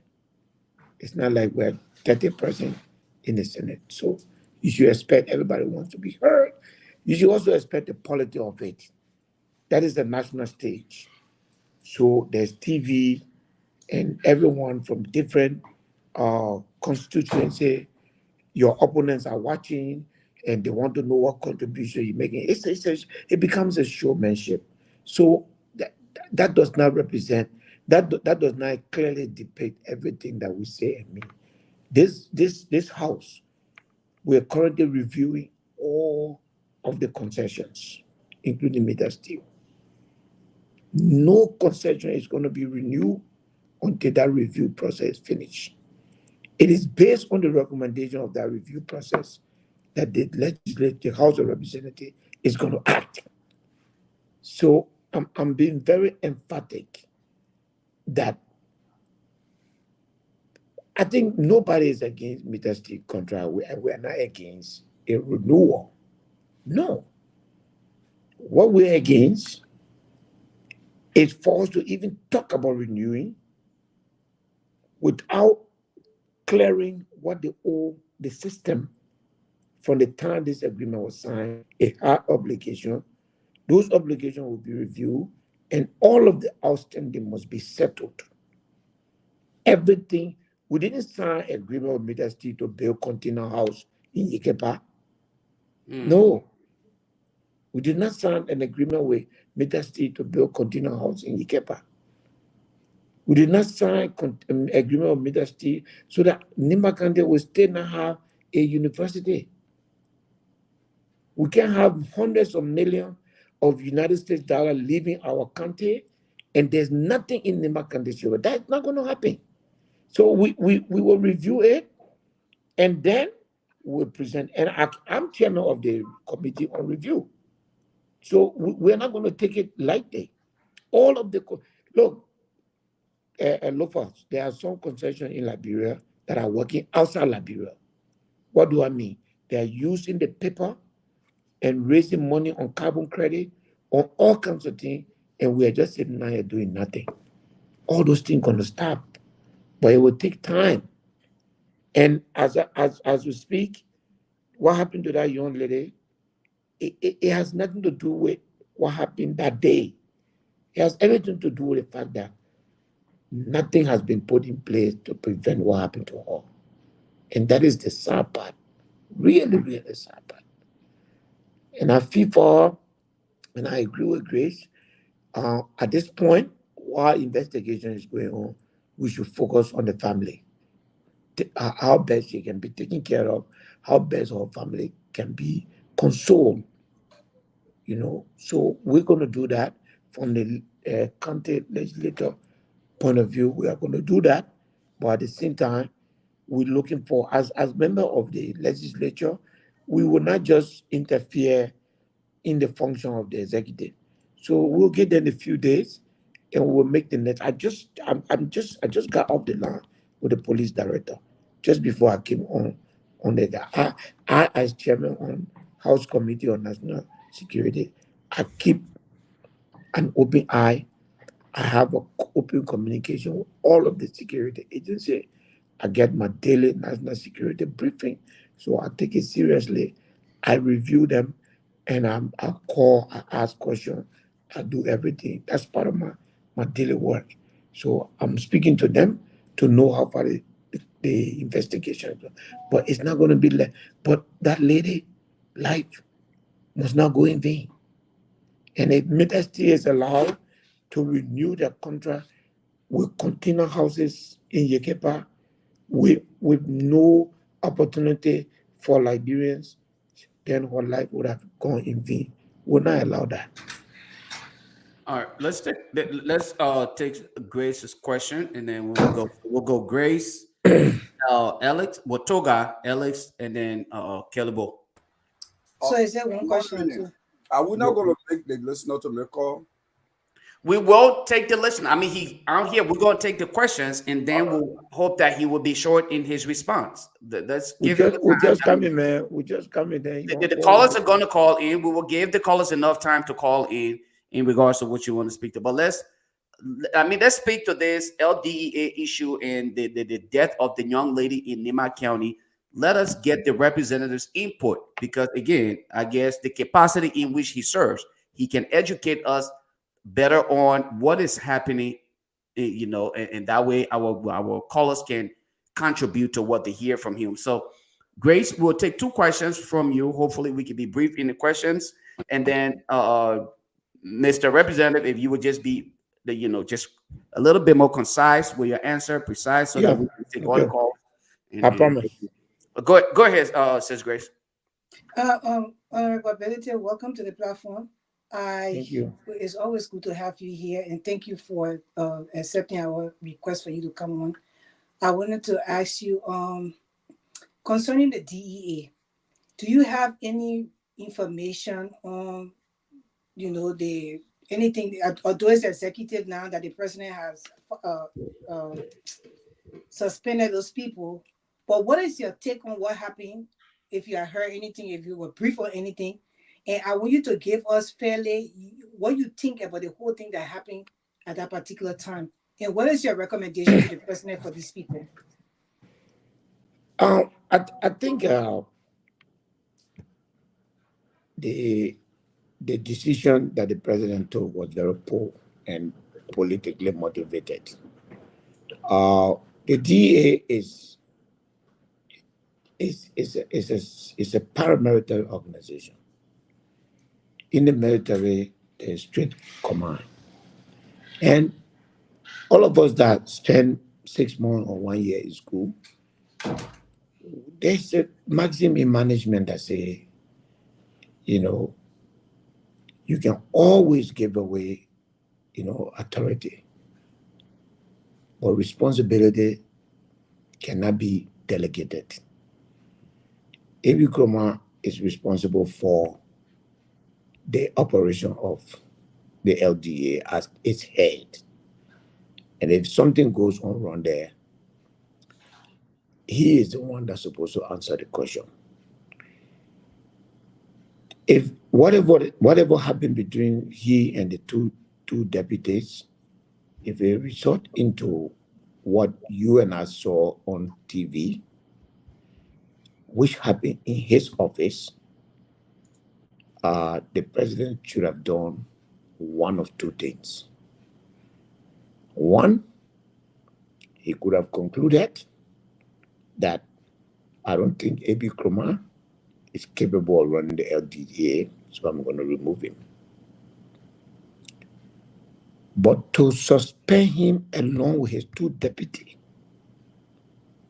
was not fair to him as the director. You can't, look, everybody have their space. You can't come in my office and then try to control my office and try to control the thing that happened in my office. I think it was poor. I think it will polarize the DA. I think the president should not, suspend the 2 guys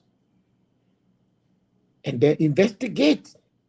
And if the investigation finds out that it was actually the director that was liable, then remove him and bring the 2 guys back. But they are not at the same level. And suspending them sends a message that your initial appreciation of what happened there is that they are all responsible. And that's not fair. Without going into the merit of the issue or who is right or who is wrong, the decision should have been very clear. The Minister of Justice, the minister, every agency, there's a head. Your subordinate and yourself are not the same. They are your subordinate. And it should have been that way. Unfortunately, these positions were all given away for political reason. And therefore, those who have more political weight, who they appointed, it affects the decision that is made. The second thing is, for a deputy, especially after they have written the minister after they have written the minister to complain, I believe that at that point they knew that the line was drawn between they and AB. They should have acted in a certain way while awaiting the investigation come out. But for them to be acting, look, it became political. It was informed by politics. Somebody somewhere in the mansion was speaking to those guys, and therefore they were emboldened to do the things. And we all know it. When you see any deputy acting that kind of way on their boss, there's a reason for it. And it doesn't help. And I hope my positions on other issues before today will help people to understand that I'm not saying this because if you remind myself from the same tribe or we are from the same county, I really don't care. But Hassan Fadiga and you two from the same tribe, right? All of them from the same tribe. Well, necessarily we're not from the same tribe. Fadiga is not Madingo. Oh. Yeah. Okay. Yeah. Okay. So, Toga, go next. Yes. So, Mr. Chairman, I know you say the executive might be investigating the matter in Nimba regarding Madam Roslyn Bobo, but the executive has not officially announced this. All right. Be as it may, I don't know if you're also thinking whether the legislature, whether maybe the House of Representatives can do its own inquiry, because I think that happened with the case of B Mountain. I saw besides the executive sending a team there to investigate, the House of Representatives created their own team and went on the ground to also investigate.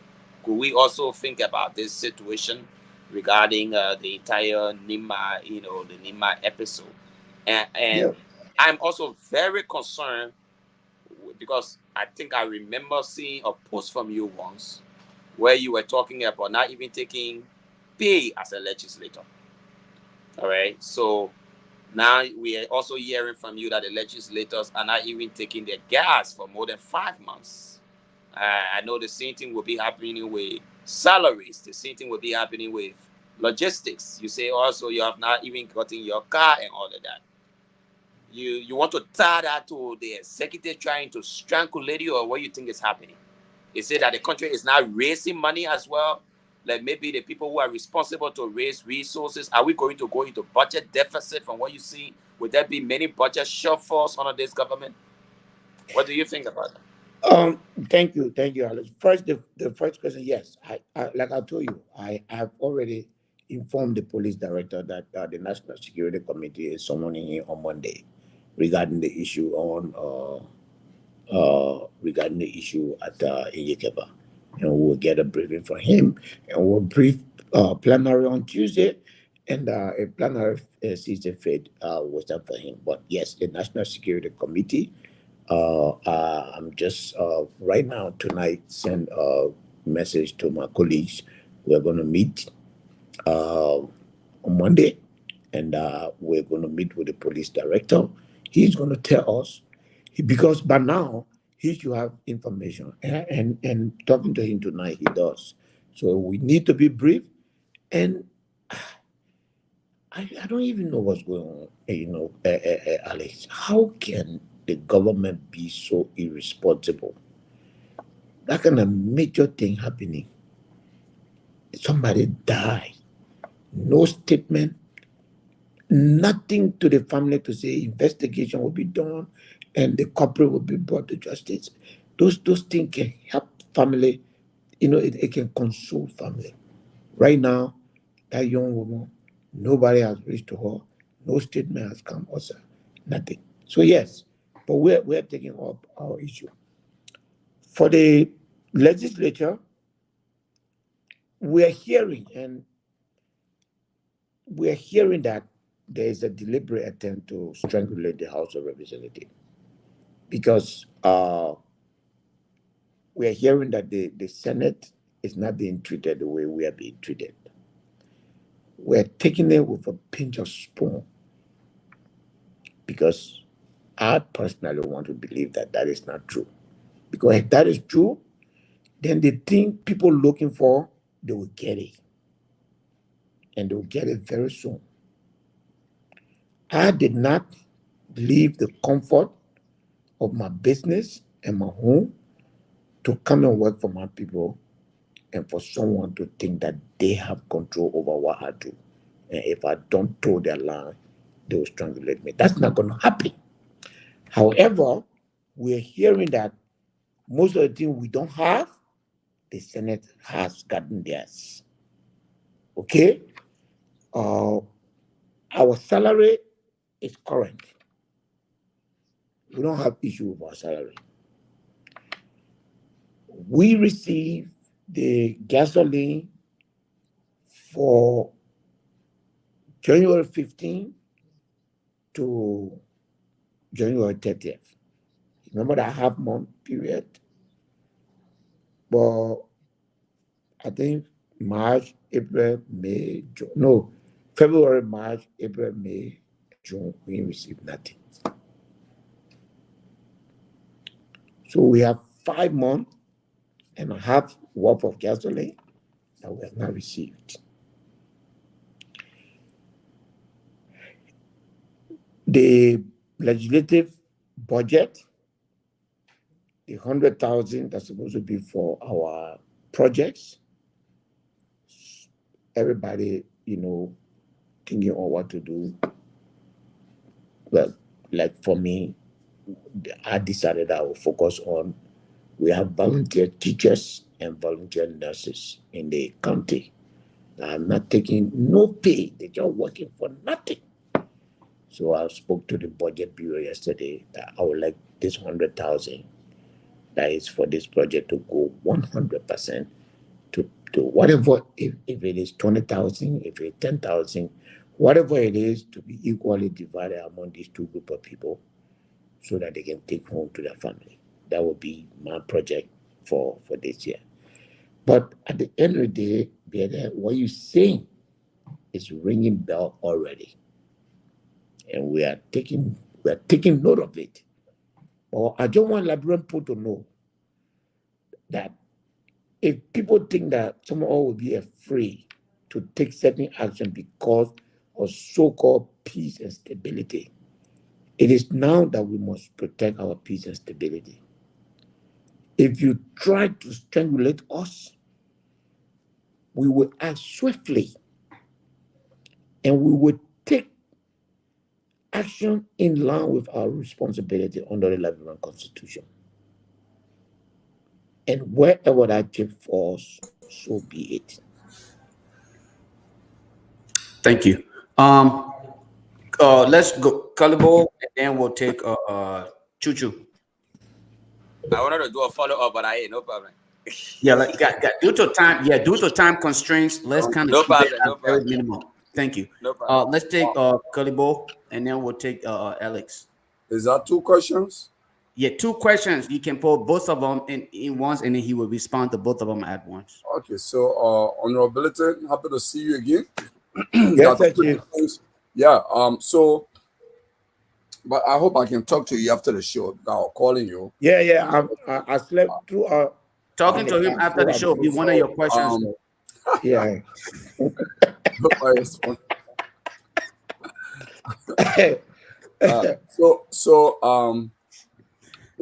My mind is drawn to the B Mountain issue.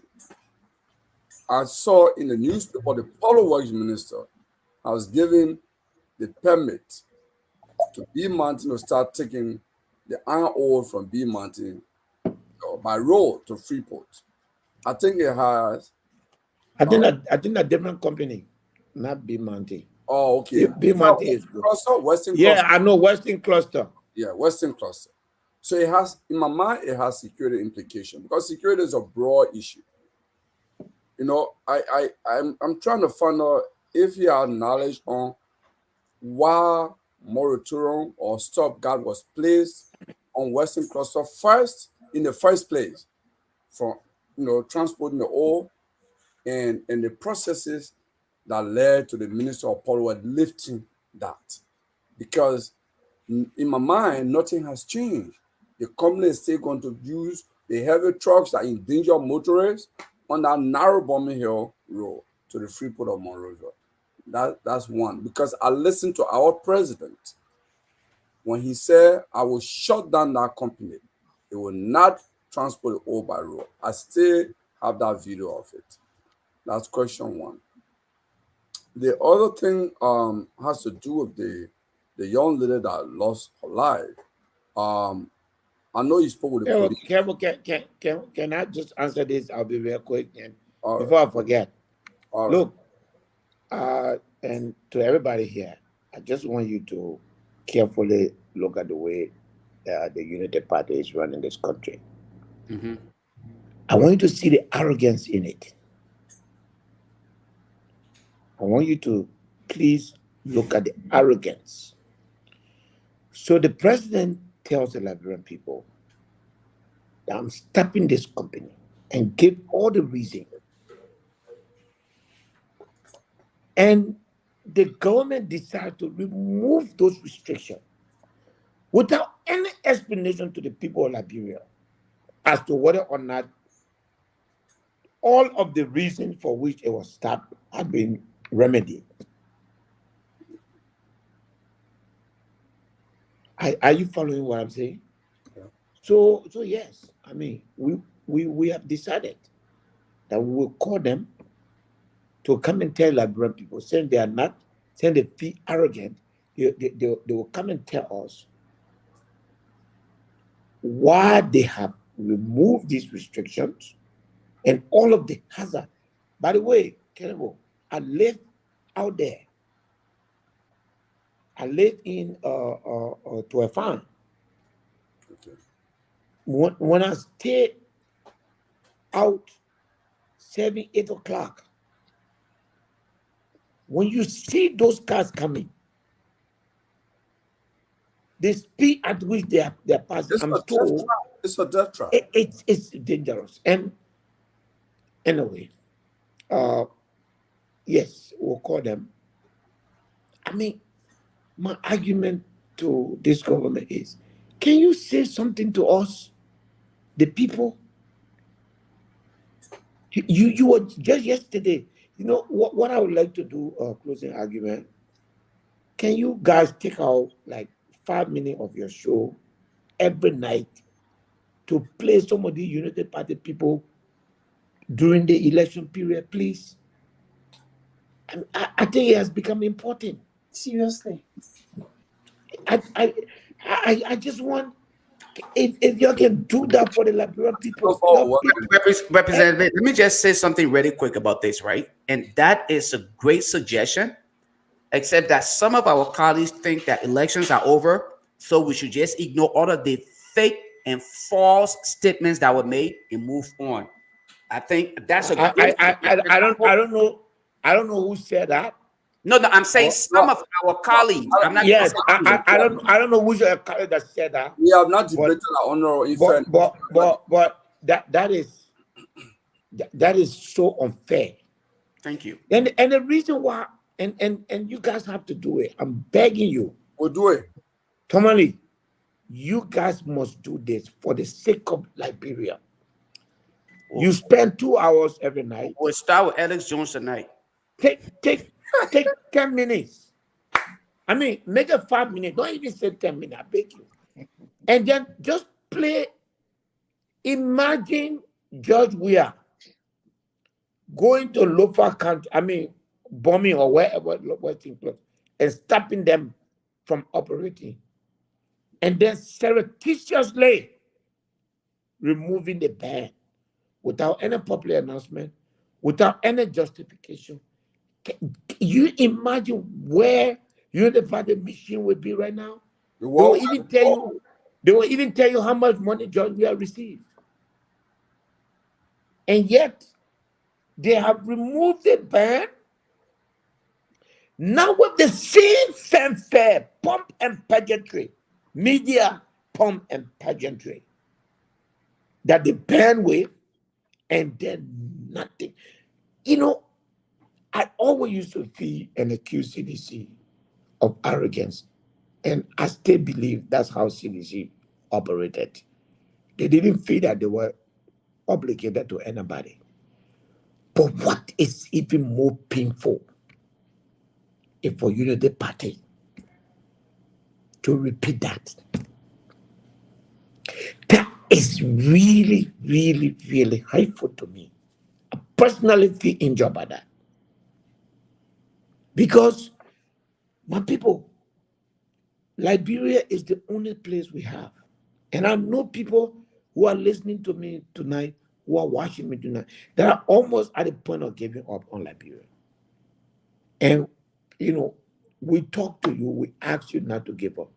But the way the people are behaving here tonight, I mean, in this country, it got to stop. So, that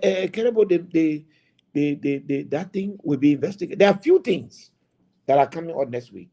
The Popular Word Minister and that whole charade with the Senate, forgive and forget, it's not going to work with us. We're bringing it up.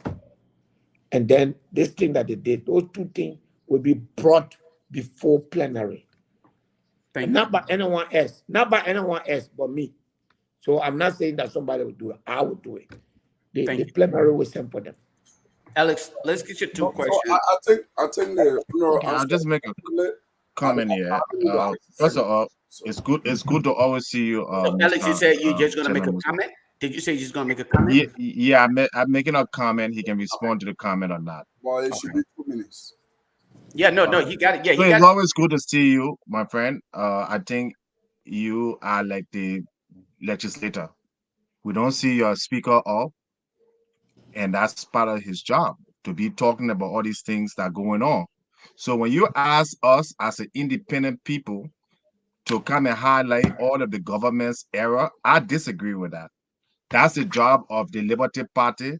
That's the job of the journalism in Liberia, your station, all these people. We had a show that were doing that.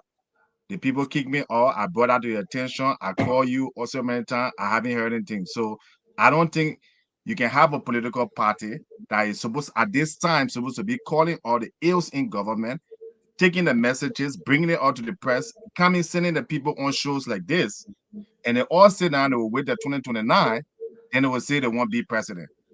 So that's not the fault of individuals and we that have pressure groups and so. Alex, one second, please. Point of correction. That is why the closing argument is here, to highlight these errors, to highlight. Yeah, you can do it, but all of us are here. No, that not me as an individual. This platform, but let me finish my statement. When everybody was talking, let me finish. Let me finish. Go ahead. No, I just wanted to highlight that part. Okay. That this is why we are here. Closing argument is not here to be anti-government. No. If we're going to do that, then we have to do the same thing.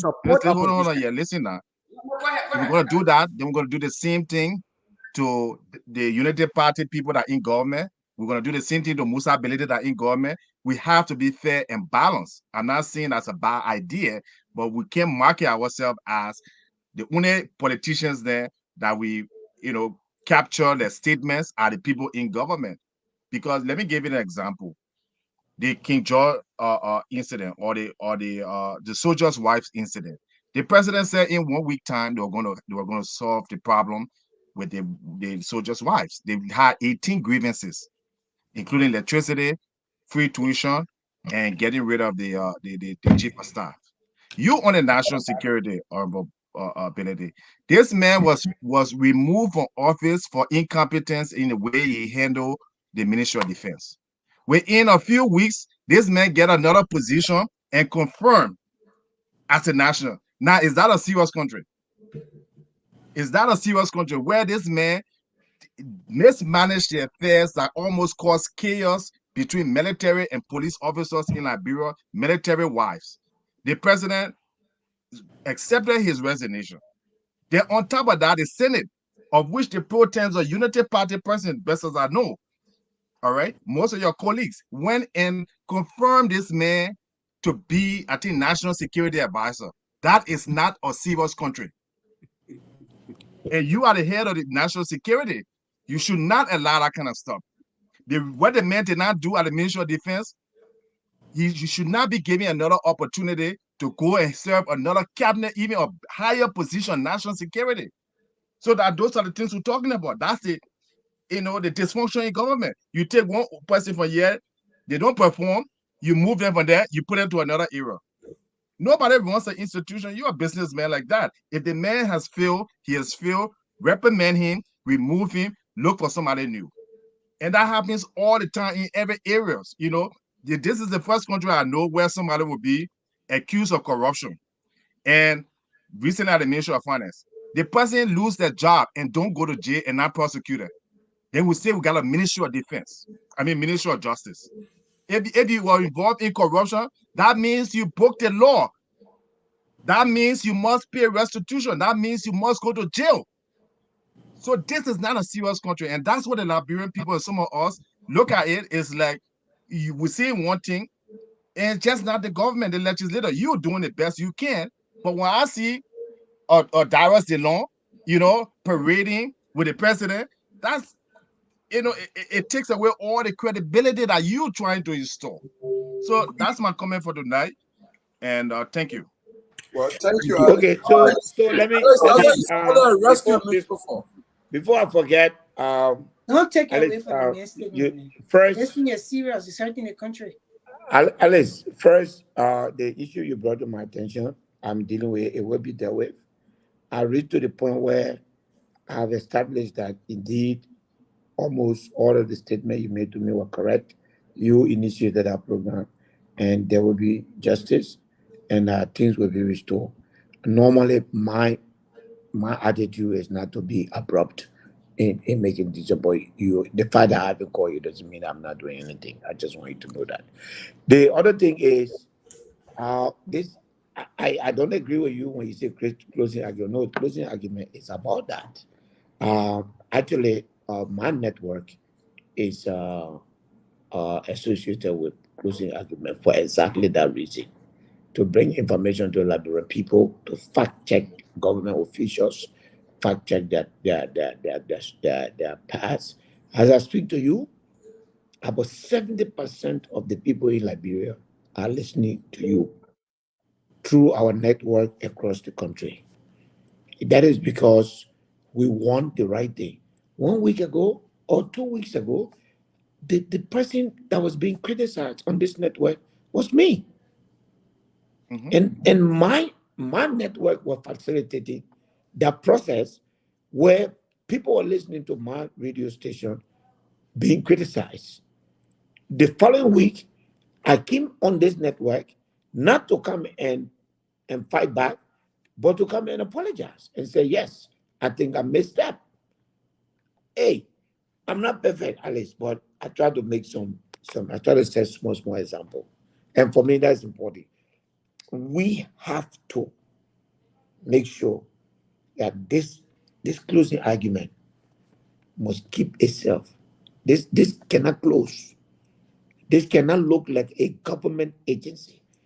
It will not look like a government agency, but it cannot also look like an opposition entity. The public must see it as an objective platform through which it can either express itself or it can view, a very fair presentation of facts and evidence in the country.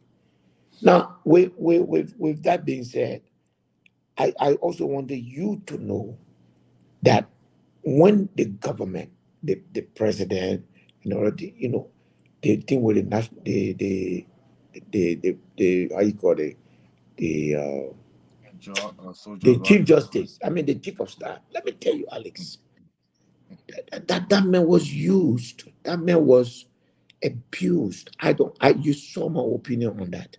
He was not treated fondly. He was applauded. Okay?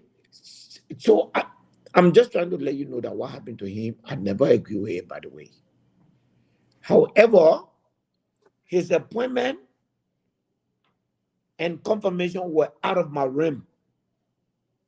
As a member of the House of Representatives, I do not have any authority to tell the president who to appoint, and also I'm not a member of the Senate. Where But Chairman, I'm speaking to you as a chairman of the Liberty Party. The Liberty Party has people in the Senate as well. You are the chairman. So I gave you our position on the Wuna against him. We don't think that he did anything wrong. We think that he was deliberately removed. Those who appointed him could not. Then why is he staying in the government? Why is he supporting the government? It's part of the appeasement that they gave him. Let me explain to you, Alex. That thing was carefully planned. And it's a repeat of history. I'm sure you read history where the president wanted somebody out of the Supreme Court, and he appointed them somewhere. He resigned, and then he made sure that they were rejected, and then he lost the job. You all know the story. So this guy was chief of staff of the army. The president cannot easily, even though he can do it, but the president cannot easily remove chief of staff of the army. But when he retires him, making a civilian, appoint him as minister, that means he can't come back as chief of staff. And then they plotted to undermine his appointment. That was the plan. And it was carefully planned because they immediately confirmed them so that the whole process cannot be stalled, so that the person that was appointed in his place would have taken that space, and he was pressured to resign. Chairman, that's what I believe. Why are you supporting a unity party? This man Alex, I'm sorry. We got to move to the Why are you supporting the same people who support? Yeah, just give me. I just want to get you. No, Loba, I beg you, please let you ask a question. Representability, please, let's just maintain this. We got to go to the next topic of the discussion. We can't go back and forth. Chairman, let us you are on the Liberty Party. This man is a unity party man. This man supported Boycott. So if that Joe Palmer, what you say in Liberia, the chief of staff of the armed forces of Liberia has that's why I was supposed to say. The chief of staff of the armed forces of Liberia is non-partisan. But he voted for Joe had Boycott. Never affiliated with any political He voted for party. Joe Boycott. That I'm sure. You were not there when he was voting, chief. You cannot say, but I have you never entered in the ballot box with him. Joe Boycott. There's no evidence. Where evidence? Why can he resign? This man feels that the Boycott administration. Mr. Jones, we will not continue to do this. We got to move to the next discussion point. We have other things to discuss here. Please let us not deviate from our discussion point. Going forward, we have another discussion point to get into. We will take a quick commercial break and we will be right back. We will discuss the rest of what we have to discuss before our next topic. Guys, in studio, please do us a favor. Prepare the phone line so we can take some calls. Take a quick commercial break and we'll be right back. Somebody really? Hey there, TCA listeners. Are you a business in Liberia or the diaspora looking to reach a wider audience? We've got great news for you. TCA is now offering advertising opportunities with our dedicated and engaged followers. Your business can get the exposure it needs to attract more customers. Whether you're a local shop in Liberia, an online jewelry store, or provide services like insurance or shipping to Liberia, we have the perfect spot for your ad. Connect with us to create an amazing ad for your business. Call us at 919-324-6828. Your business success is our priority. Let's work together to make it happen. Thank you, folks. Welcome back. Our next discussion point here is the recent incident with the Methodist Church in Liberia. We will take few minutes. We'll take 2 minutes apiece to just address that issue. And Senate representability, I don't know whether this is one you want to chime in on, but again, you're a representative, So your view here will be highly appreciated, even though it have to do with religion, but at most it have to do with other aspect of the Constitution. So we appreciate if you can chime in on this conversation before we open up the phone lines. So in that regards, Alex, we will Ms. Toga, you have been following this entire topic. Yeah, I don't Just know. give us Lova, just one last issue, please, to honorability before we hit that topic. I sent it to you because I thought you could ask it, but say you see it, let me pass it on. Chairmanability.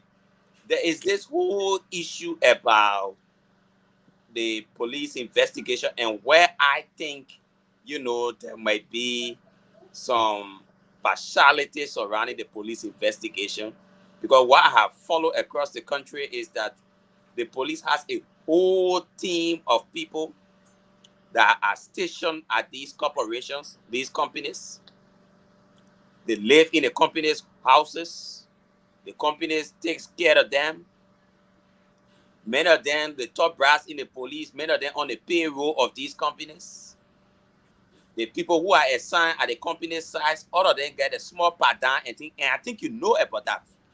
Cutting from metal steel to lac to B mountain, you go there, you can see a huge team of police presence. And so anytime something happens at these places, the police can take the side of the company because the police technically works for the company. I don't know, how do we trust the police when it comes to investigation? The same reason why you saw the B mountain situation, the police was very aggressive on the citizens, is because the police technically works for these companies. so Toga, what's your question though? Let's get to the point. So because we gotta get how to the do we next. address these situations with the? I don't know whether there's any law. I know one of the laws, they always say the company here, they're working in a country and the country is supposed to protect them. Now we got huge police presence. But why is it that the police always taking the company's side? And then many of these investigations are just swept under the carpet because the police technically works for this company. I don't know what the legislature can do to address these situations. Look, where I sit, Chief, it's difficult for me to operate on hearsay. If you have no police should be assigned at a company and then on the company payroll at the same time on government payroll. No police officer should be on government payroll. If I'm in a place where I can investigate and we can take action, give me the information. If you have evidence of any of these things, give it to me quietly. I will act on it, and you can hold me to that. Let's go to the phone line because Friday we should no. Let me on your phone. No, don't forget about that. Friday we should go Friday. You kidding me? No. I told you that for us to put other stuff in. That day you said you wanted to wait till last week. Oh, We hearing your phone conversation. We are hearing your phone conversations.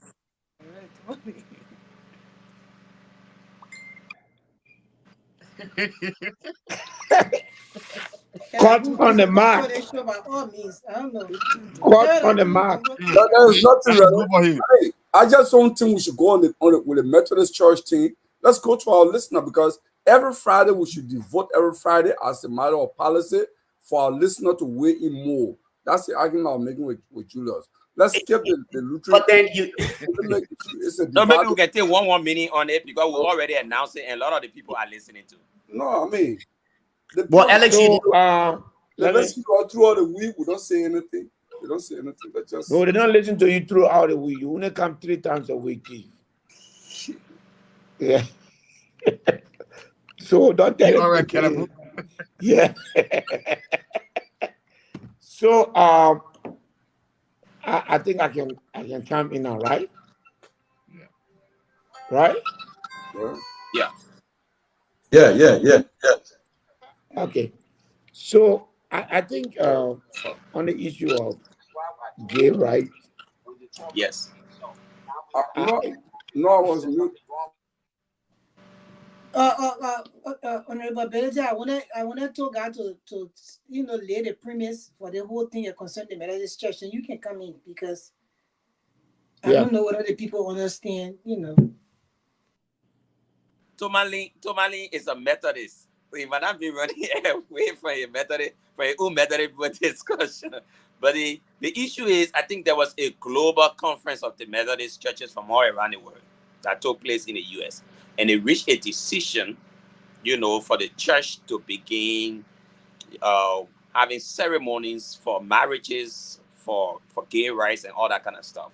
Now, it has been a big issue in Liberia. The Methodist Church is technically cracking in Liberia. In fact, today there were a series of protests where the Methodist bishop went to give press conference. The former bishop flew from the U.S. He was on the ground here and all of that. And they had all of the key players in the Methodist Church there today. The Methodist Church in Liberia, the message they are bringing home is slightly different from the global decision.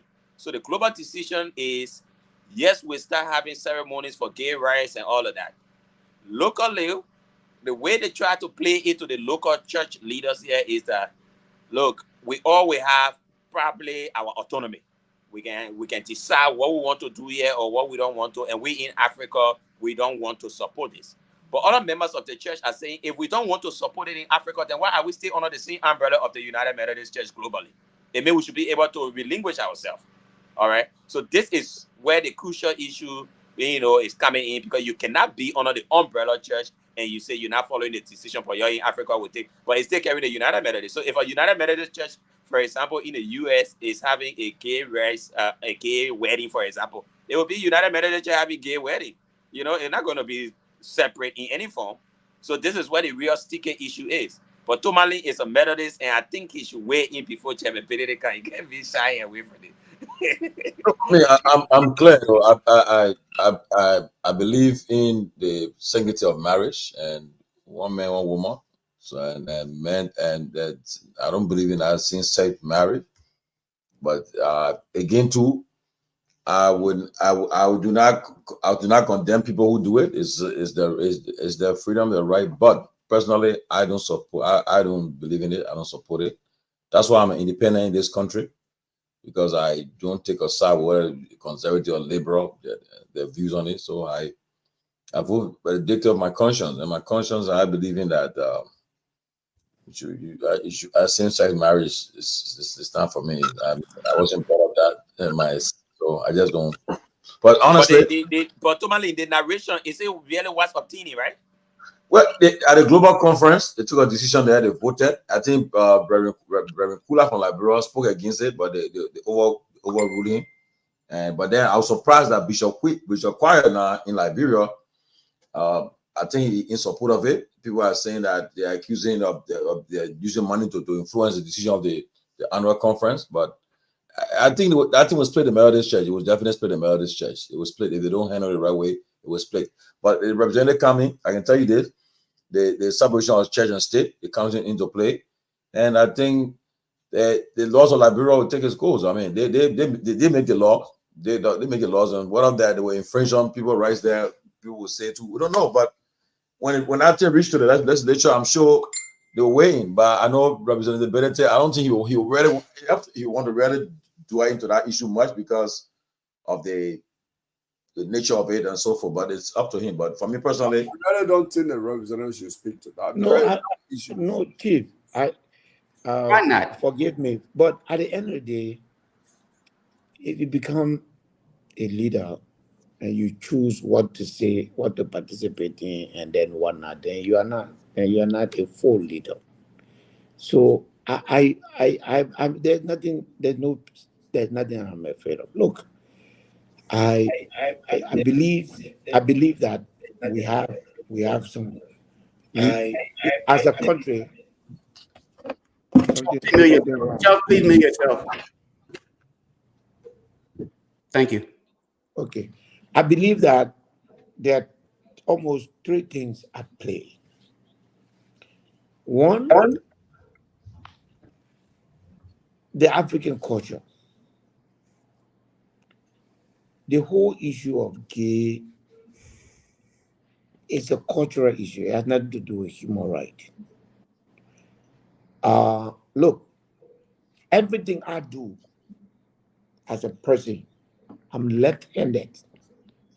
I write, I play football, I did everything in my life. But you know what? I couldn't do with my left? Eat. You know why? Because I was not allowed to eat with my left hand. Growing up in the Muslim society, you cannot eat with your left hand. So when I could do everything, I was trained not to do that. So I learned, therefore, that's the only thing that I have to do with my right hand.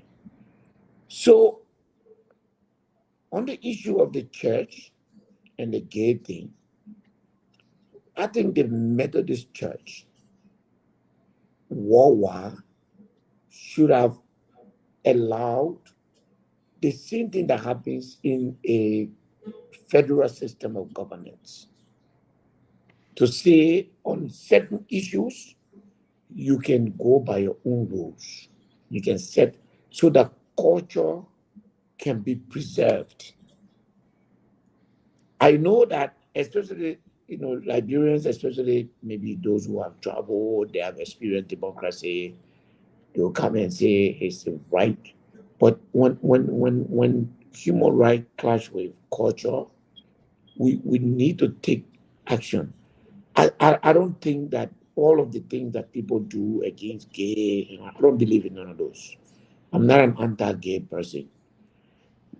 I just want the church or individuals to appreciate the fact that the church does not, at least from an African perspective, gay business lightly. And it should not be made or forced to accept it in a blanket way. I think what should even be happening is that you should rather say, if people decide to do this, leave them alone. Don't stigmatize them. But to force the church to recognize them, it's not acceptable. I think that, and in this case, I'm speaking both as for the church, and also at the same time, I express the same thing for Islam. I mean, Islam is a little more radical on the issue, but at the end of the day, it's a clash of culture. And again, if we have to believe in the Bible, if we have to believe in the Quran and its teaching, then there are things in the Bible and the Quran that speak against this. And I have not seen new revelations that says that this old one is no longer valid and we should go by the new one. So my personal opinion is the issue of gay should never have been brought and passed on at the level of church. The right of the individuals who are gay should be respected and they should be protected. But the gay thing, to come and make it part of the church, is going to break the church down. I guarantee you. All right. Tamale, you're back. I'm going to throw things to you now. Take control from here. Well, guys, we got roughly 20 minutes, so we'll just weigh in quickly on this topic. Everybody can have 1 minute to discuss it, and then we'll move on. So we go with, let's start with Grace, and then we go down the line. Well, on these kind of topics, I like to plead the fifth, but I would just say that George Weah, when he was president, he was presented a Bill of Rights from America, and that rights was signed for the African region in Zimbabwe. If you guys can, I don't know if you guys know that. Yeah. So I don't have any much thing to say about that because I always got to plead if it's a sensitive topic. I just feel that people should be protected at all costs. I don't care whether they're gay or they're straight, or they like guys or they like girls. Everybody should be protected. That's our rights. Thank you.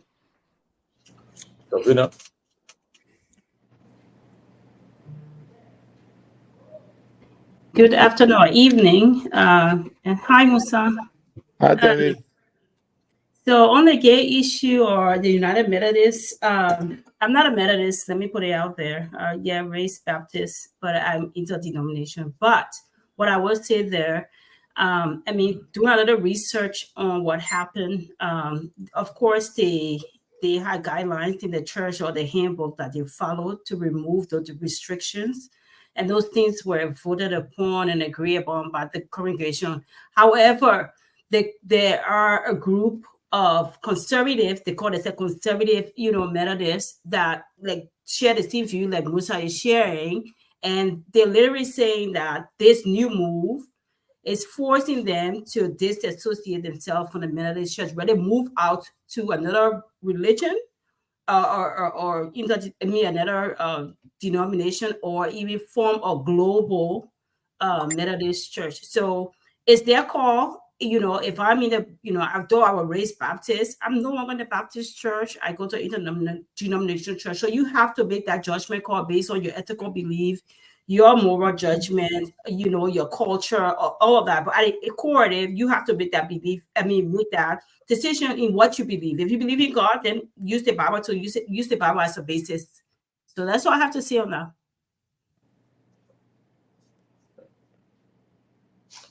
Well, Chuchu Jones. Okay. Do we have to speak specifically on this issue? It looks like this is going to be the shortest topic tonight. Chuchu, you want to be president? You're not able to speak on gay, right? All right. So you can be emphatic on this so I'm a deist.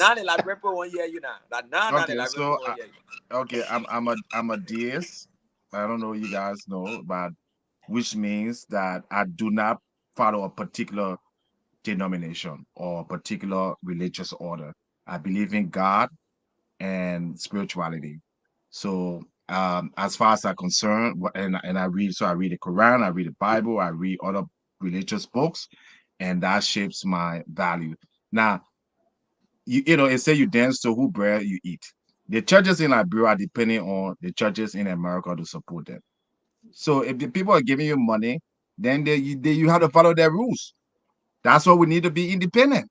That's what we need to make our own money, because you can't go to all these conferences. The people are billing your churches, your schools, funding you daily, and then you tell them, oh no, I'm not, my people have different traditional values. They will cut their fundings off. So I think it's a financial thing that's a play and the authority. So thank God I'm not in any one of these churches, so I don't have any, that's they need to go by the constitution and the leadership. I don't have any fish to fry in that issue. But I must say, lastly, Musa Breda, I hope this finance minister do not pay you, because when I was talking about this finance minister, you cut me off. So I hope you don't get your pay, because that's some of the things we're talking about the government official. Then there's certain individual that attacked us when we talking about this man's incompetence. So the budget passed, but he can't pay you. So I hope you hold your paycheck for the next 2-3 months. So they pay the people that. I'll plead the fifth. Oh, tell me you're not going to give to me too? Okay. Can I speak on that already? Kelebu said he don't want to talk about this issue. Oh, okay, they're not going to do that. That's why he called me. He said he wanted to ignore this particular topic. But I have a very strong opinion on this matter. But you didn't want to talk about it though. That's why you called me, for us to just ignore it. No, forget it. Hell no. I can't do that. I have a strong position on this. But my opinion on this is similar to the representative. I think there's a clash of culture. But for me, I believe fundamentally people have the right to live the life they choose to live. But what I believe is, I hate double standard. If you're going, I hate people who want to go both sides. If you're going to be a gay, you love men, you can kiss men, be open, and you and the man be kissing who know you. Don't come after our girls, right? They got bisexual. They have to have the right too. At the bisexual reject, because you don't know who you are. You see, and you need to be clear, and that's my position. If you woman, you can kiss woman. Be clear. Let them know that this woman here can kiss woman. So when you passing, will point at you, will say that how going there. So there is no mistake about your identity. when you have mistaken identity, is dangerous for society because you could mislead the society. You could cause society to crash. That's my view on this. Can I move on to this? What we see is that the bisexual people too have rights, just like gay people got rights and straight people got rights. So they got something called bisexual. I think bisexual are thieves. I think bisexual are cheaters, are thieves. Opinion though. Yeah, that's my opinion. Yeah, okay. Lofa. My view on this issue here is the fact that I am not religious to the extent where I would feel like I need to distance myself from certain group of people. In that regards, I will also plead the fifth and let those self-proclaimed religious people speak to such issue. I personally would not advise.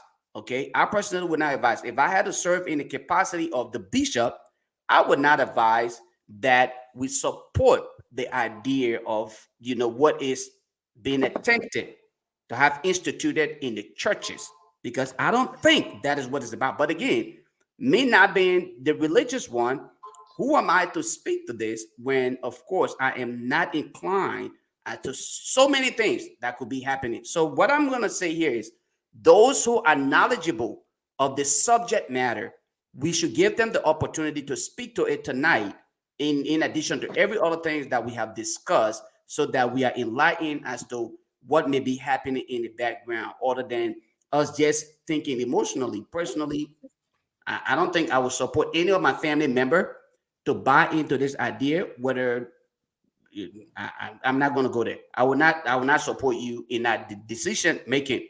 But again, we are all human. We make decisions based on what we believe in. So with that said, this is a national issue, and it has to do with the law, and also considering the fact that all of us are human and we must be respected as human, and our rights should always be respected, coming from a perspective of an individual who serves as a human rights advocate and respecting women and children specifically. Let me be clear on here.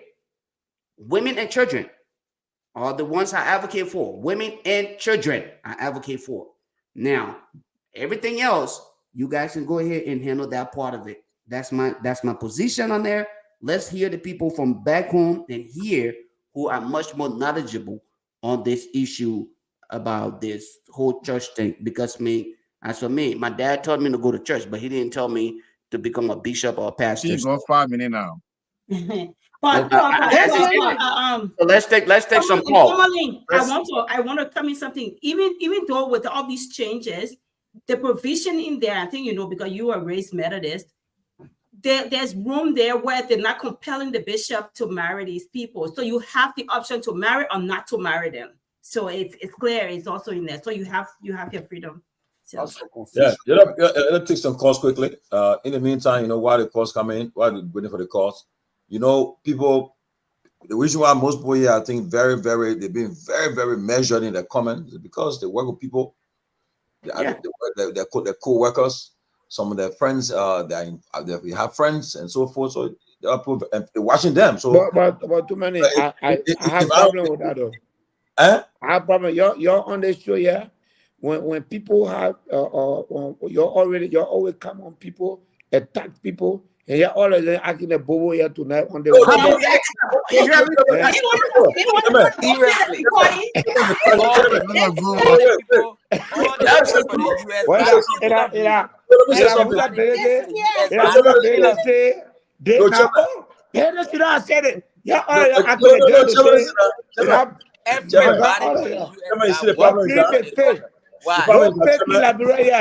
there's no fake amendment that broke constitution. Guys, I got a call on the line here though. I got a call on the line here. You want me to take it? All right, call up. Go ahead. Your name and where you calling from. Let's hear from you.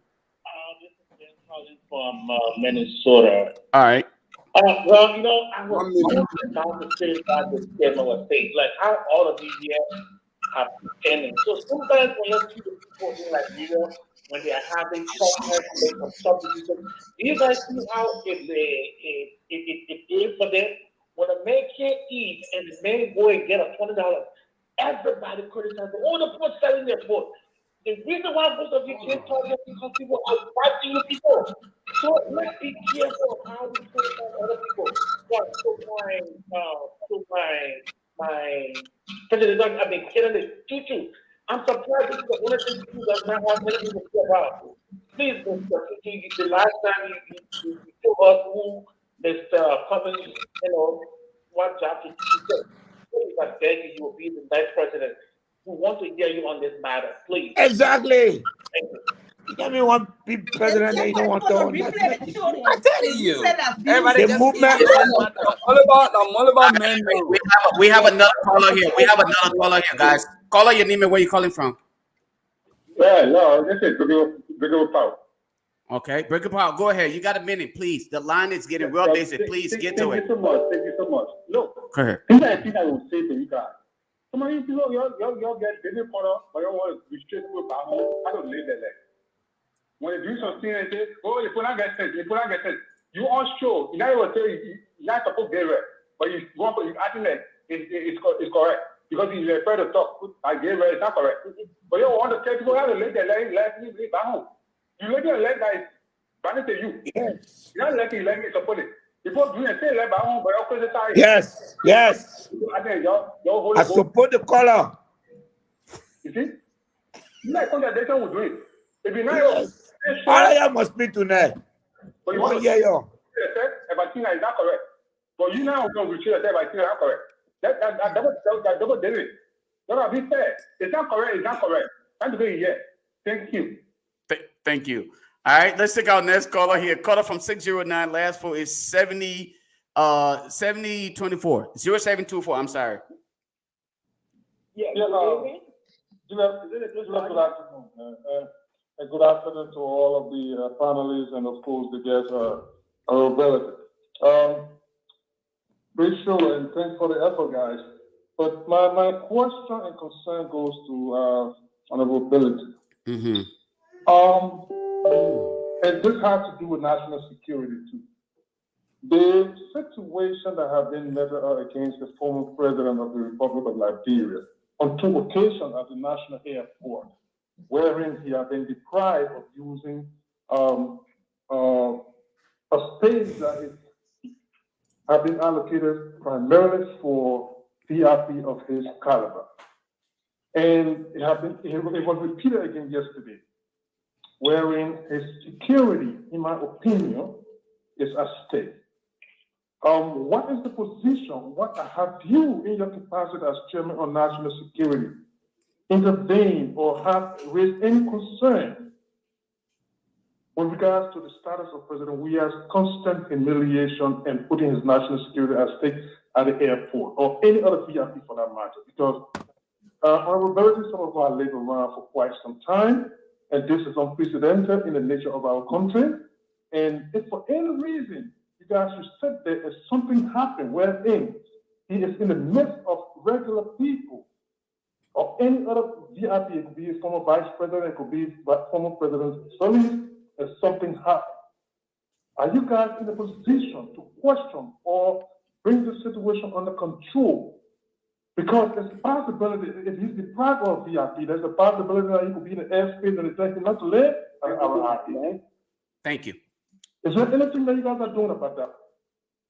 All right, let's take the next caller here. Caller from 838. Go ahead. Caller your name and where you calling from. Good evening. My name is Kirtan Libidical Staff, and I called in from New York, USA. I am a baptized and confirmed member of the United Methodist Church in Liberia, and I'm the immediate past Monrovia District Young Adult President of the Monrovia District Conference, who have an appreciable knowledge about what's unfolding within the United Methodist Church in Liberia. These are the issues. Yes, the United Methodist Church in Liberia endorsed same-sex marriage in the United States. At the General Conference, they redefined marriage as it is biblically enshrined that men should marry women and women should marry men. At the General Conference, they redefined marriage as 2 consenting adults who mutually agreed, be it man and man or woman and woman. So by that redefinition of marriage, they projected the case as regionalization, wherein they are imposing marriage and all. Like Kimberly said, wearing that a very popular, our annual conference resolved the past 4 annual conferences from 2020 before coronavirus, because it was when these issues were being brought up for coronavirus stopped the annual conference. I was a delegate at that annual conference. I was the president for the Monroe District and the Fellowship between 2019 to 2021 and 2022 at China Power Global. Now, the annual conference resolved that we will not vote in favor of same-sex marriage. Anyway, they redefine marriage as today. Unfortunately, our bishop and his delegation went in Charlotte, North Carolina, USA in April, and then they voted in favor. We have 18 delegates, and of those 18 delegates, 4 persons voted against same-sex marriage. The annual conference had the right at that moment to withdraw from the United Methodist Church. The petition that was read by Reverend Dr. Jerry P. Fuller, as chair of Alexander Bearded. Reverend Dr. Fuller, even last year, at those United Methodist delegates from Liberia who refused to sign that petition, and they endorsed the same-sex marriage. They endorsed the same-sex marriage. Bishop Fire at the annual conference was caught on recording. I also shared with Dr. Alexander Bearded, where he said if the General Conference endorsed same-sex marriage, we will leave the United Methodist Church. Africa has left, Nigeria has left, Zimbabwe has left, other countries in Africa has left. Okay, caller, please get to the point. We got other callers calling too. Please get to the point. The thing is, the United Methodist Church in Liberia has desecrated, our bishop has desecrated the church by accepting the same-sex marriage in the church. And at this time, as a result, we are calling on for a special session, so that we can break away from the United Methodist Church that endorse same-sex marriage as Islamic. Thank you. And if they're not so that the other can play the recording, and you'll listen to the bishop saying that we break away from the United Methodist Church. Thank you. I have a caller line. Go ahead, caller. Go ahead. Guys, I'm gonna shut this other line down here so we can take. Go ahead. Yeah, hi everybody. This is Varshu William Gore. I would like to speak to this gay issue. It's a very sensitive issue that we all as Americans have caught up to and is still dealing with.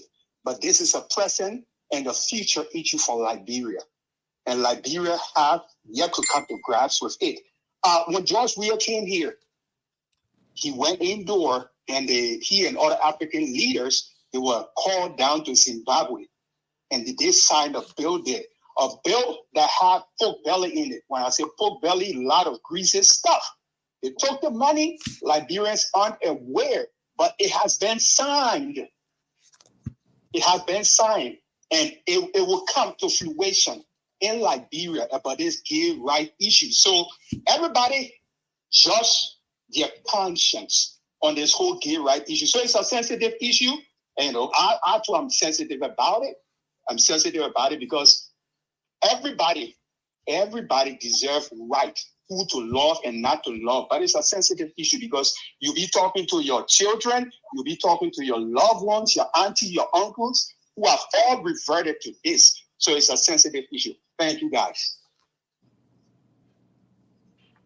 Okay. Yes. 077701763 is the number to call. Go. On the close. We'll take just maybe 3, and then we'll think about you guys. The phone bell ringing 777017635 is the number to call. They're going to be live and posting that. Sorry. Yeah, go ahead. But 30 seconds. We got 14 more minutes. Yeah, 077017635 is the number to call, and they're going to be live in the closing argument to make a point on things that we are discussing as it relates to issues that are confronting our nation. 07770176335. Okay, I got a caller. Go ahead, caller. To call. Caller, go ahead. Hello. Live. Go ahead. Hello, people. This is Theola. Somebody talking. Theola, you live. Go ahead. Okay, this is Theola. Hello. But somebody talking. Nobody talking. Nobody talking. Oh, okay. I'm sorry. The whole world listen to On you. a serious note, on a very serious note, I would love my sister Grace and Alex Jones to please speak on this topic.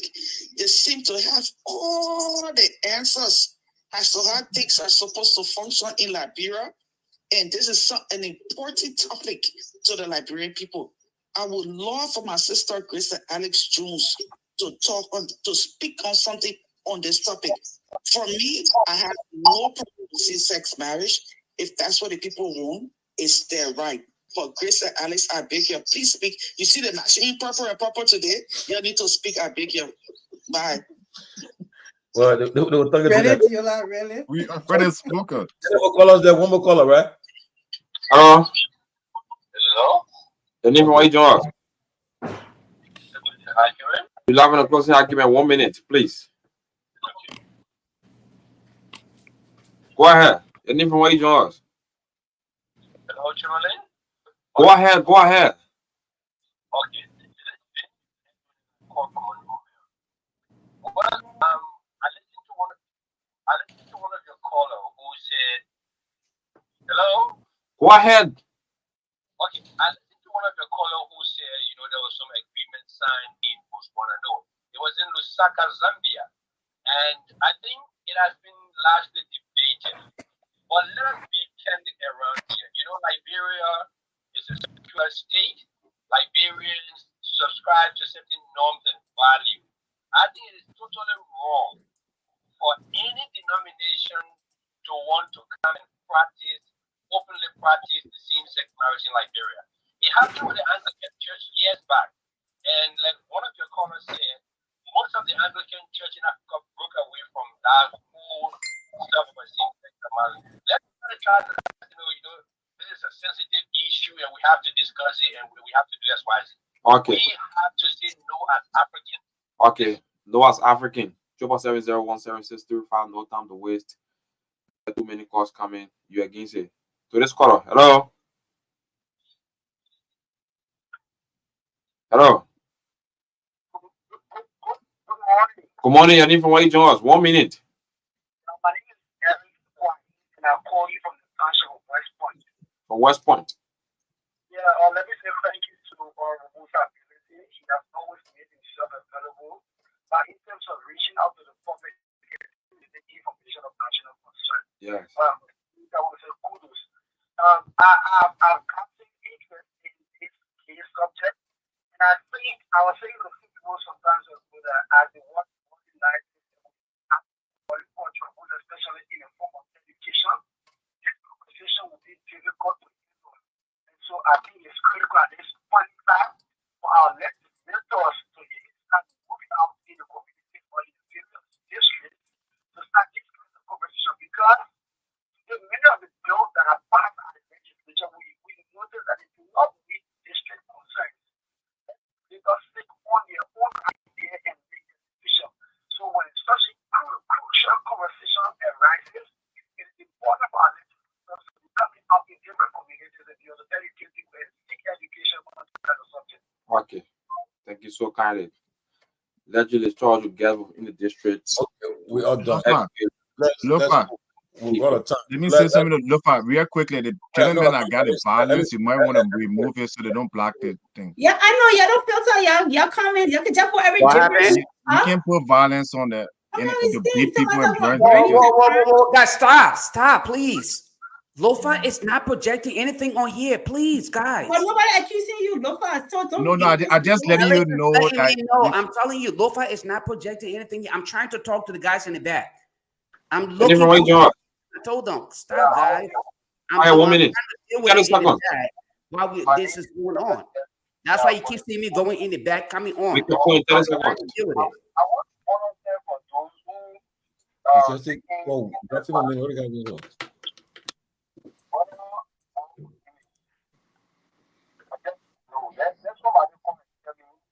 Which part of the Bible, for me, I'm a Christian, whether my brother is a Christian, or any religion that can support same-sex marriage, that is biblical, because it's fundamental right.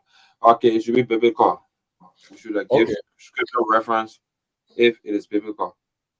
Okay. If or whether same-sex marriage can hold. We should Henry, give all set. Henry, all set. Let's do our closing because we gotta go. The time the guy is telling me.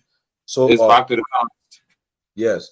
Okay, let's do our closing. 1 minute each, guys. Representative Bilete, let him come and do his. Yeah, Representative, just do your closing so we can go. Yes.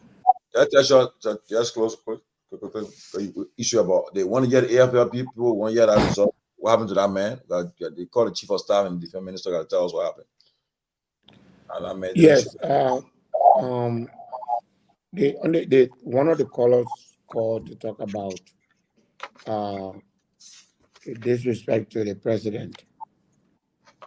You know, I'm still, struggling with what is happening. The first time it happened, I felt like there were two sides to the story, which means somebody but to say that it happened again, and the fact that since it happened, and Eugene Nango spoke on it, the government has not said anything. It's dangerous, and I agree. It's a threat to national security. Ellen Johnson Sirleaf, who is the former president of the United Party government, has been accorded every respect as a former president. I want all of us to understand that George Weah lost the election by a margin of, it's arguable. Some people say 17,000, some people say 24,000. The how you call this thing? The invalid ballot alone was 24,000 votes. The invalid ballot. For that kind of margin, you lose an election. It shows that the country was evenly divided, because that 24,000 is within the margin of error. Anywhere you go, under normal margin. So when you govern a country like that, you have to govern from the middle. Don't push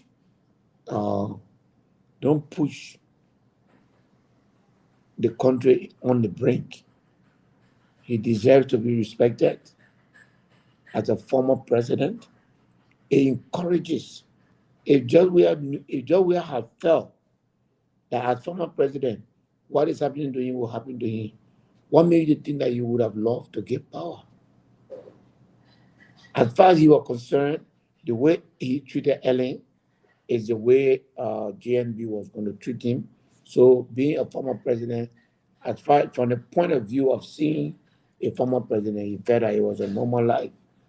We should not do that. And we are going to take up issue on that. Sometimes if you see it, we are not too fast, it's because the legislature our responsibility is to oversee. That's why they say we have oversight responsibility. So we allow the executive to act first. So, but definitely, I think we got a communication is already before us on that, and we'll cite the relevant authority. This time around, I believe that action has to be taken. We will have to take action so that it doesn't happen again. And it's unfortunate that we have to do it through that means, because anybody who holds a position today, you just gotta know that one day you will not be there and somebody else will be there. And the way you treat people, that's how people expect you to you expect to be treated. So it's not okay. But anyway, guys, thank you tonight. I have to repeat that I'm disappointed that all of you, most of you, have shied away from the gay issue. And I think the reason why I'm disappointed is because, you always quick to attack people like us when we do something will go wrong. Well, I think that's the right thing. I mean, we're a public servant. But I also want you to know that this space you occupy is a public space. And you carry opinion now. You're opinion leaders. And people can change based on each and every one of you online here tonight. You have a follower, whether you know them or not. They like to listen to you. They like to know what you think. On the issue of gay, while it is true that people involved in gay act should be protected and there is their right to do it, bringing it into our culture and religion is not acceptable. We should not play any politics with that. It is the cultural thing. Hello, you go to an African home in America, even as much as you are trying to be like white people, in your 5, 6, 7 in your home there, you're enter there, the white people can live like that? No, because it's not their culture. Can you force them to live like that? No. When you people having funeral, you can see how your places can be. Is that how the white people place can be? Go to their churches. Is that how those are cultural things? We as Africans, we hold this thing dear to us. We hold the unity of our family dear to us. We have cousins, we have brothers, we have auntie, sister, auntie, cousin, this and that. The white people don't know, but we can't force them.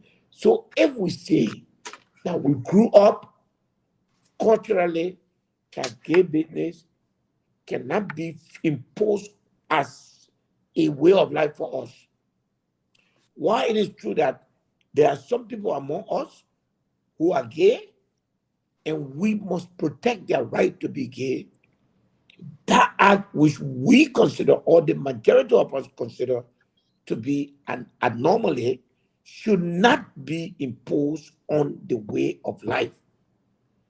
If this is going to cause me to be represented, I don't care. If it's going to cause me in the future, like Alex Jones is afraid not to speak because you don't want to lose position. Alex, when you don't support gay rights, the only thing you are going to lose is financial support for America, but you will not lose nothing in Liberia. But somebody raised a very important point.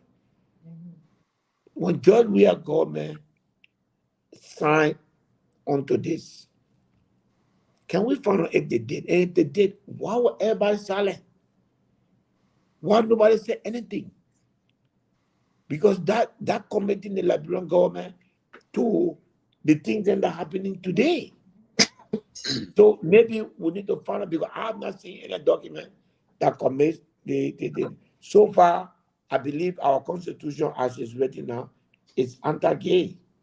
So anybody that does anything contrary to our constitution is unacceptable.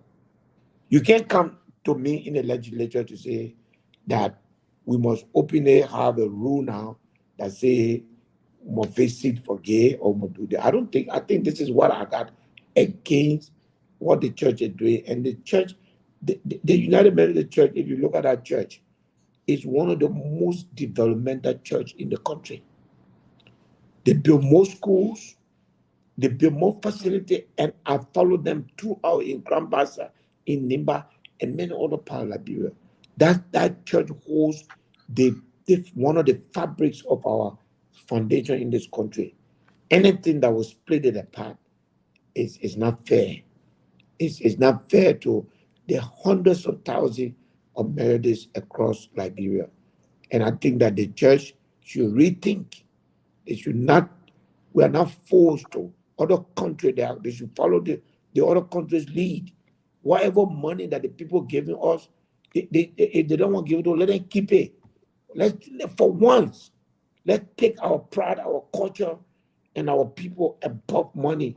And I'm not a representative to speak on this matter because I'm not a Christian. But you asked me to talk on it because I'm a politician. And 99% or 95% of the people who voted for me are Christian, and therefore I have the right to speak on it. Gay business is not accepted in my district. Officially, you can come as a gay, you can live here, but to say we incorporate it in the way that we practice and run ourselves, we're not happy. Thank you, Representative Benete. As always, next time we just call on you, you're ready to join us. Let me recognize one of a special viewer tonight. One of Liberia renowned clergymen, the Reverend Dr. Lincoln S. Brownell, is watching the show. Oh, Reverend Brownell, yeah. Yes, I'm sure because of the issue, the topic, one day we invite them to come and get part of this discussion. But we run out of time, guys. Once again, Representative, thank you so much. I look forward to seeing you in the next few hours. Oh, you we can't get the time. Man, I expected something for you. I hope he bring you. He don't bring it on Kanye. I He know. told me today he bringing something for me. Okay.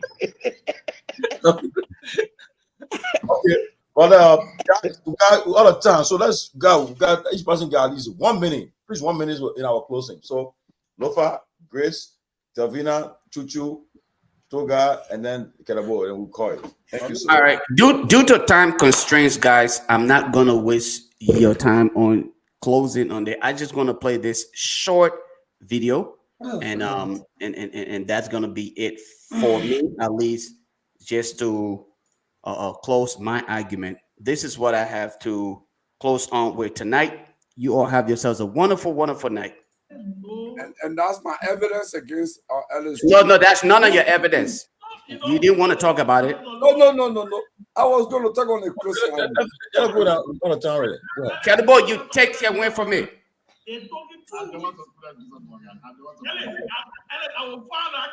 Attention all truth seekers. Prepare to uncover the deception and deceit that surrounds us. Liar, liar, pants on fire. It's time to expose those who dare to distort the truth. With impeccable accuracy and undeniable proof, we will reveal the lies and hold the liars accountable for their actions. Trust will be restored and justice will prevail. Your duty is to seek the truth, for when lies are spoken, their pants shall catch fire. Stand strong, for together we will expose the deceitful and ensure honesty prevails. Liar, liar. Pants on fire! It is special.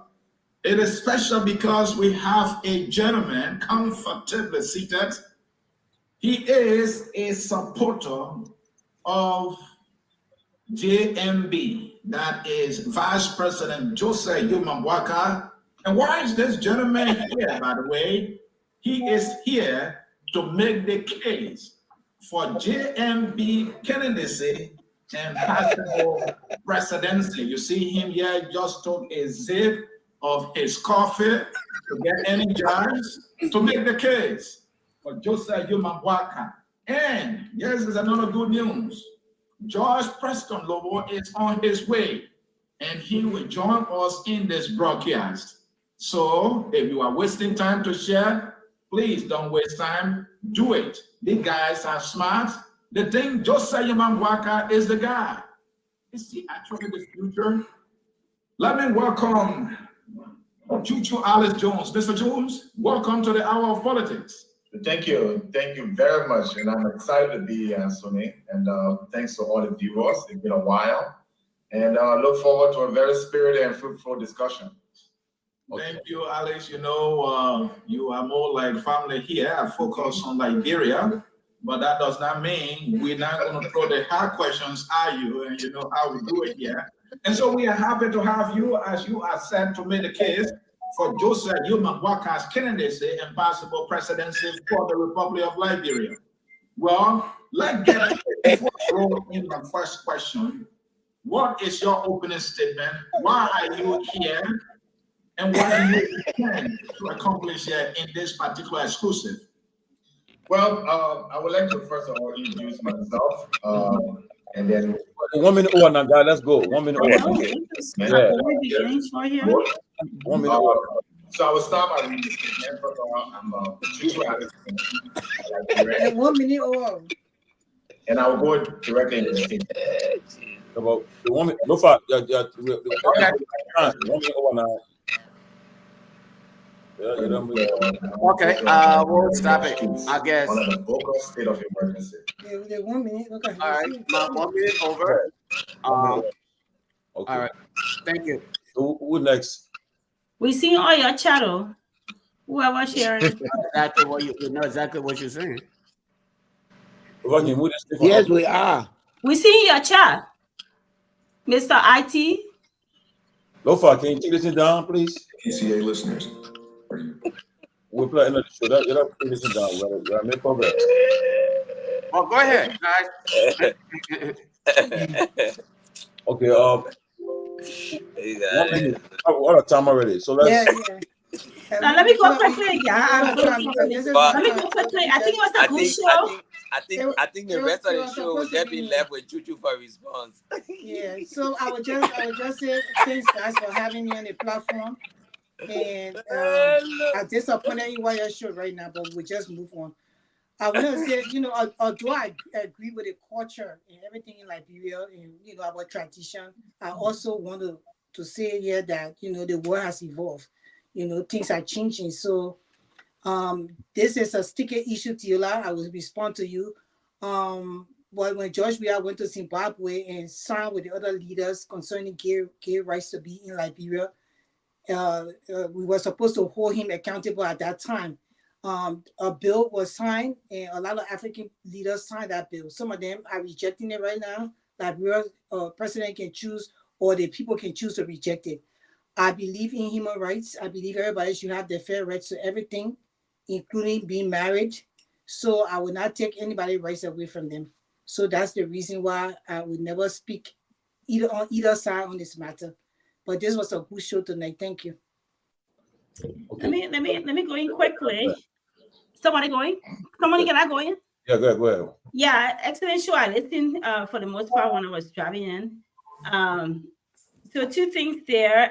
Still on the LDA stuff, I'm hoping that President Walker will have will speak to the nation on this sooner than later, and it will have this report, the investigative report sometime this week. Sometimes we say we investigated, it's the open-ended and it's just in that loop. And for EHS is so delicate like that, I don't think the investigation should even go more than 5 days. But I'm hoping that the legislature will exercise the oversight function and put some time stamp to it. And on the gay issue, the Methodist Church, like I said, there are so many denominations out there. Go by your conviction. Go by your cultural belief, your Bible belief, whatever you stay true by, your whatever it is. If it doesn't jive with what you stay true with, there are options out there. That's what I have to say. Toga. Yes. So basically, the situation in Nimba, with Madam Rosalyn Baba, like I said, is very concerning. I really hope the legislature can look into that.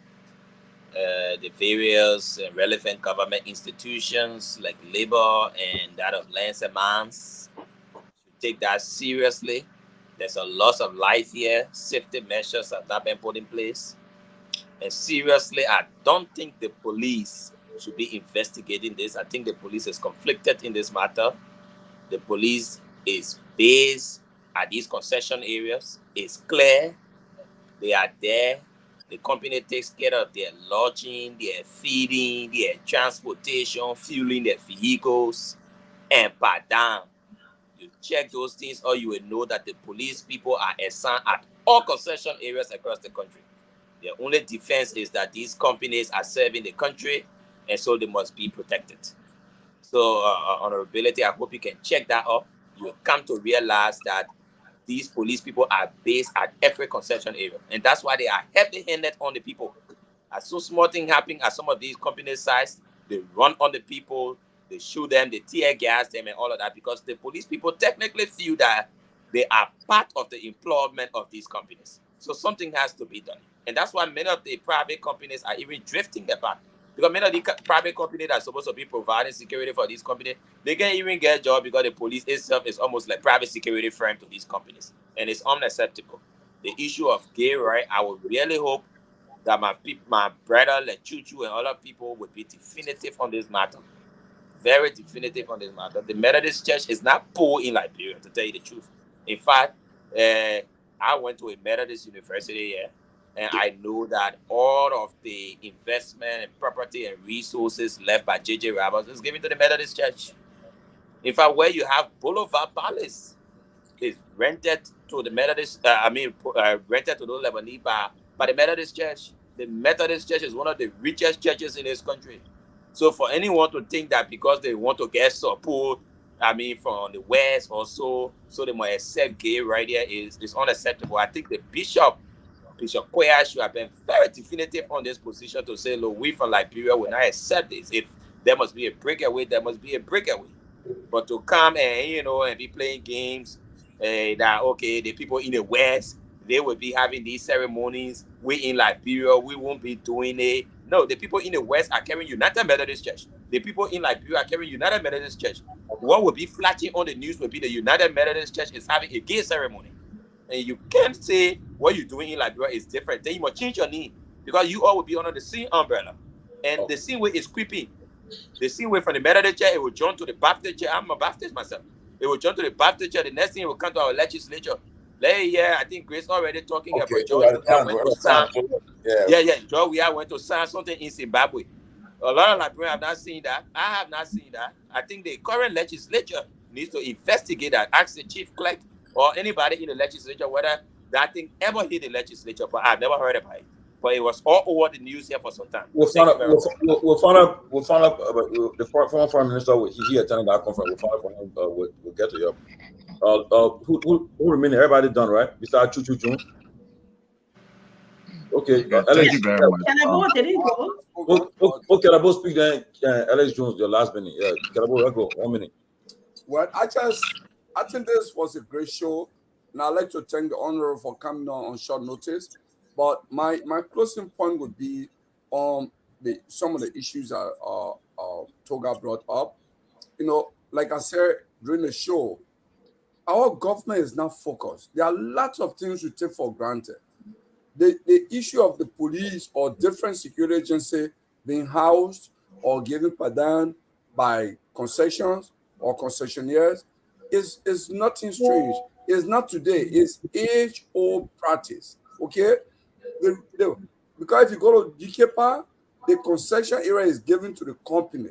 So government can go build new building there. That's concession area for that period. So the company build these buildings, even Firestone, the labor commissioners, the labor office, they're not labor ministry building, they're Firestone. Okay? So it's all age practice.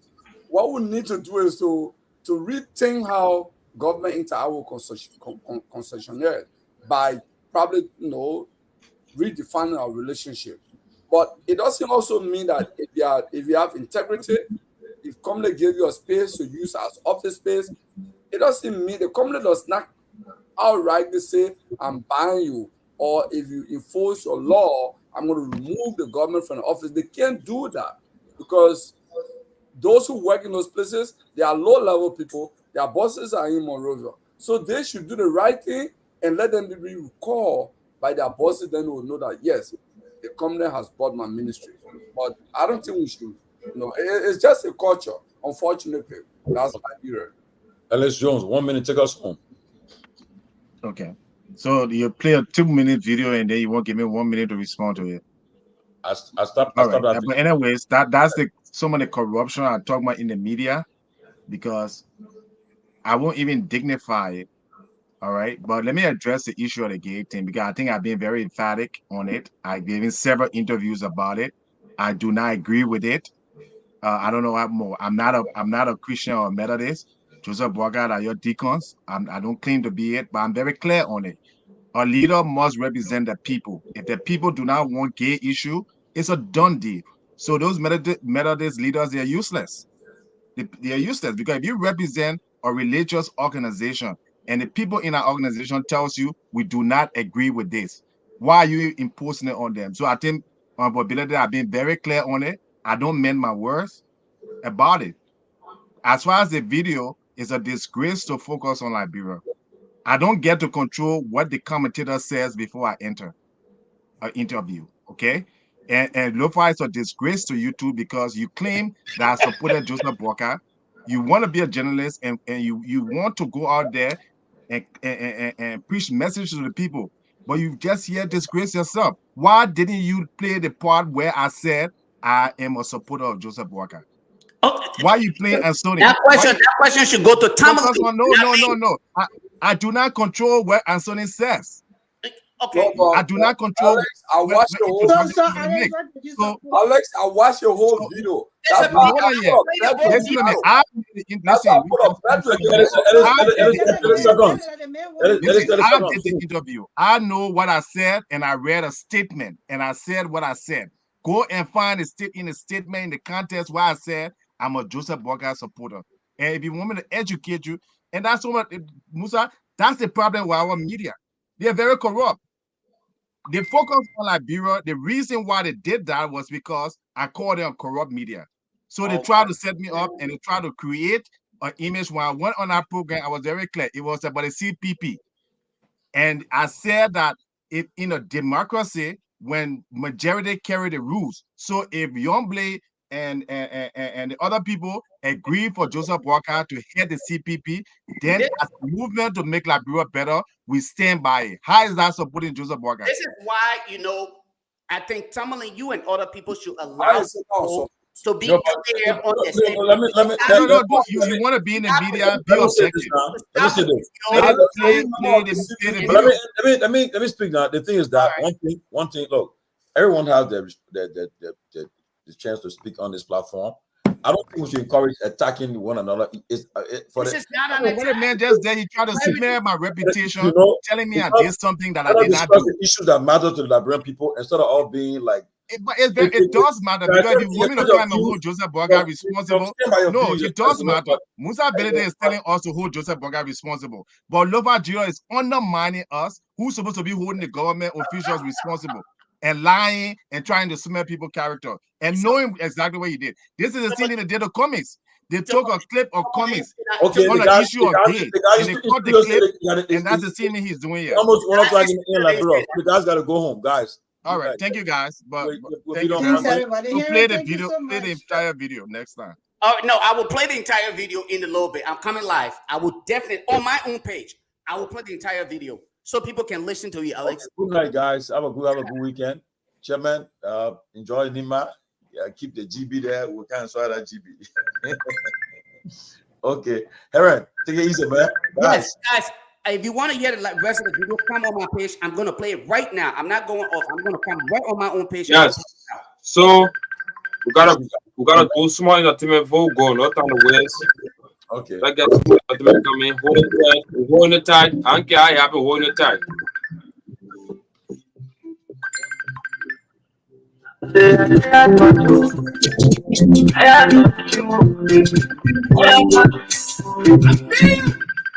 Hold it tight. I told the team, hold it tight. Anything you need to. I'll also give you my hold it. Anything you need to. Hold it. I'm a thirsty for your brown.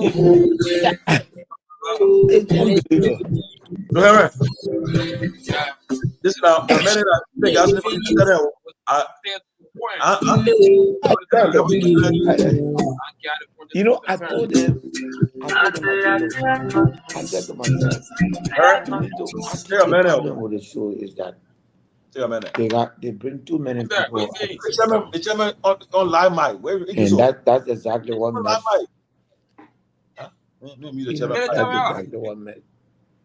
What mess. I paused it, I wasn't pausing.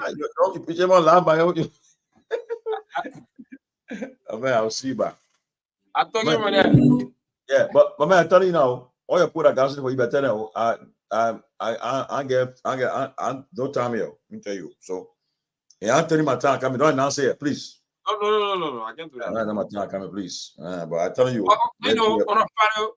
We got to spaz on the team after we've been talking and hard talking. I see you. I checking. You see. Okay. So let me just do 2 minutes on my follow them. I can go. Tell me, Ben, come here. Hold it, tell. Let's have a come here later.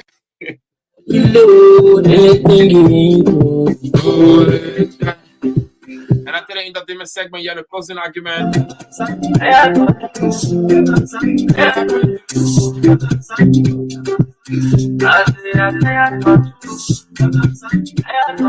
This station rules the nation. Feel the vibes with originalhits.com.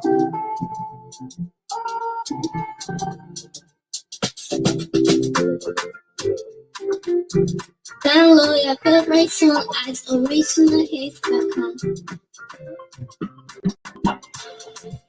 Back in Django, let my best I know what to do. Clip on camera, true. Lipe when you coming true. You can see. All the good what I do for me, oh. Baba, your blessing to plant me, and I can cut out to oh. You open door, you made a way. Make my enemy talent fail. The one who want to down me. I let me be the same. Me only to tell me, I've been telling me, okay, congratulations. They open the corridor for me to crack me. Say, okay, congratulations. See how I turn around for good. They went to farewell. Congratulations. They great, I carry it, and I am it. We teach it and do well. Congratulations.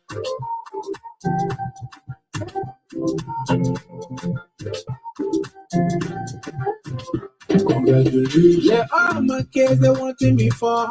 All of my kids I give it to God. They think you love to yell for la mama, le papi la zoba, le pala dun. See the thing I do. Tell her to stay when I do so. Me I got pepe, they put you away. You turn it around for me. When all of them were looking down on me, le pa you still a show. Your umpa is slow but sure. Let me at your day, tell me answer. You to put your lemon, tell me what's that. Let me let them plan on your dream. Papa, I do as you say. Hey, I can see. All the good what I do for me, oh. Papa, your blessing to plant me, and I can cut to do.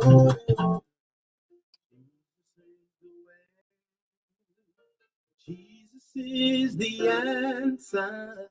All the world And I think setting it. above him, there's no other. Jesus I did do it. Jesus is the answer. All the world today. We have to guess this Grace back here. Jesus is the way. Jesus is the answer. All the world today.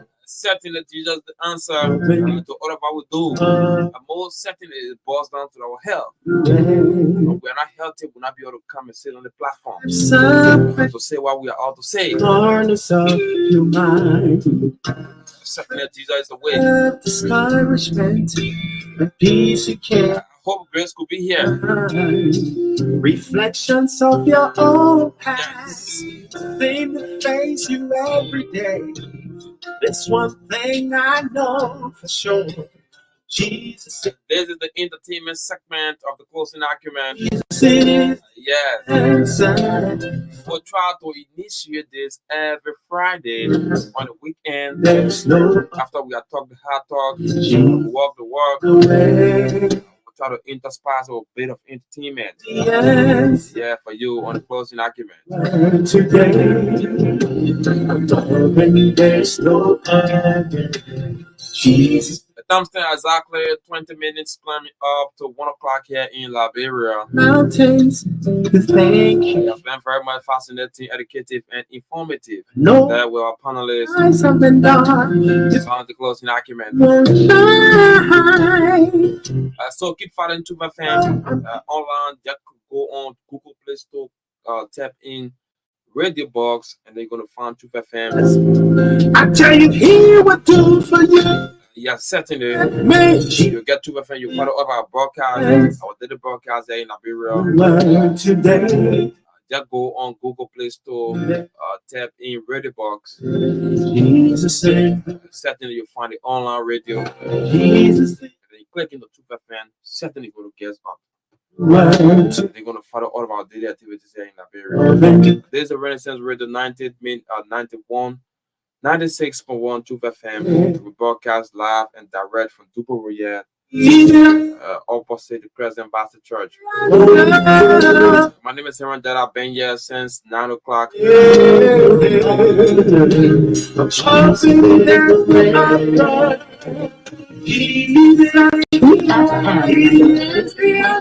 The heart and soul of Liberia.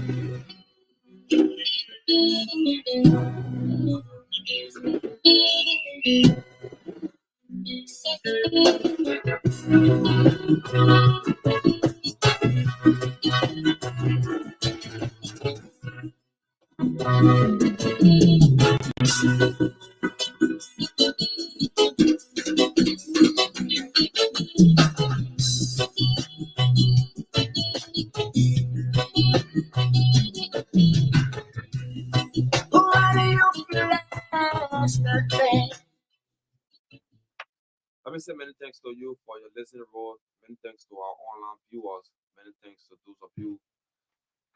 And I tell you, let me say many thanks to those of you that have been following online, those of you that have been following via the radio, those of you that tried to place in your call but could not make a way through. Let me say many thanks to you. Many thanks to the team there at Hall of Fame 107.9. That's the man Zizi Bada and the team there at 296.1 in Nima County, Sakopie, for also following the broadcast and other affiliate radio stations. Let me say many thanks to you. That's been a great production here on the Renaissance Radio 96.1. Many thanks to our panelists. Join the team that's going to be next Monday, at which time I'm going to be, as you may be aware, closing argument comes away Monday, Wednesday, and Friday. We're going to be here again next Monday with another fascinating edition of closing argument. For the on behalf of the team, I've been here, your lone presenter. My name is Heron Jada Ababa from my end. And many thanks to the technician here at the Renaissance Communication Incorporated. Thanks to you for your listening role. Thanks to our panelists. Thanks for the information. We're going to be decisive about the kind of life wonder in the nearest future to come. Baba from my end, Lucky Doobie. This one is called Respect.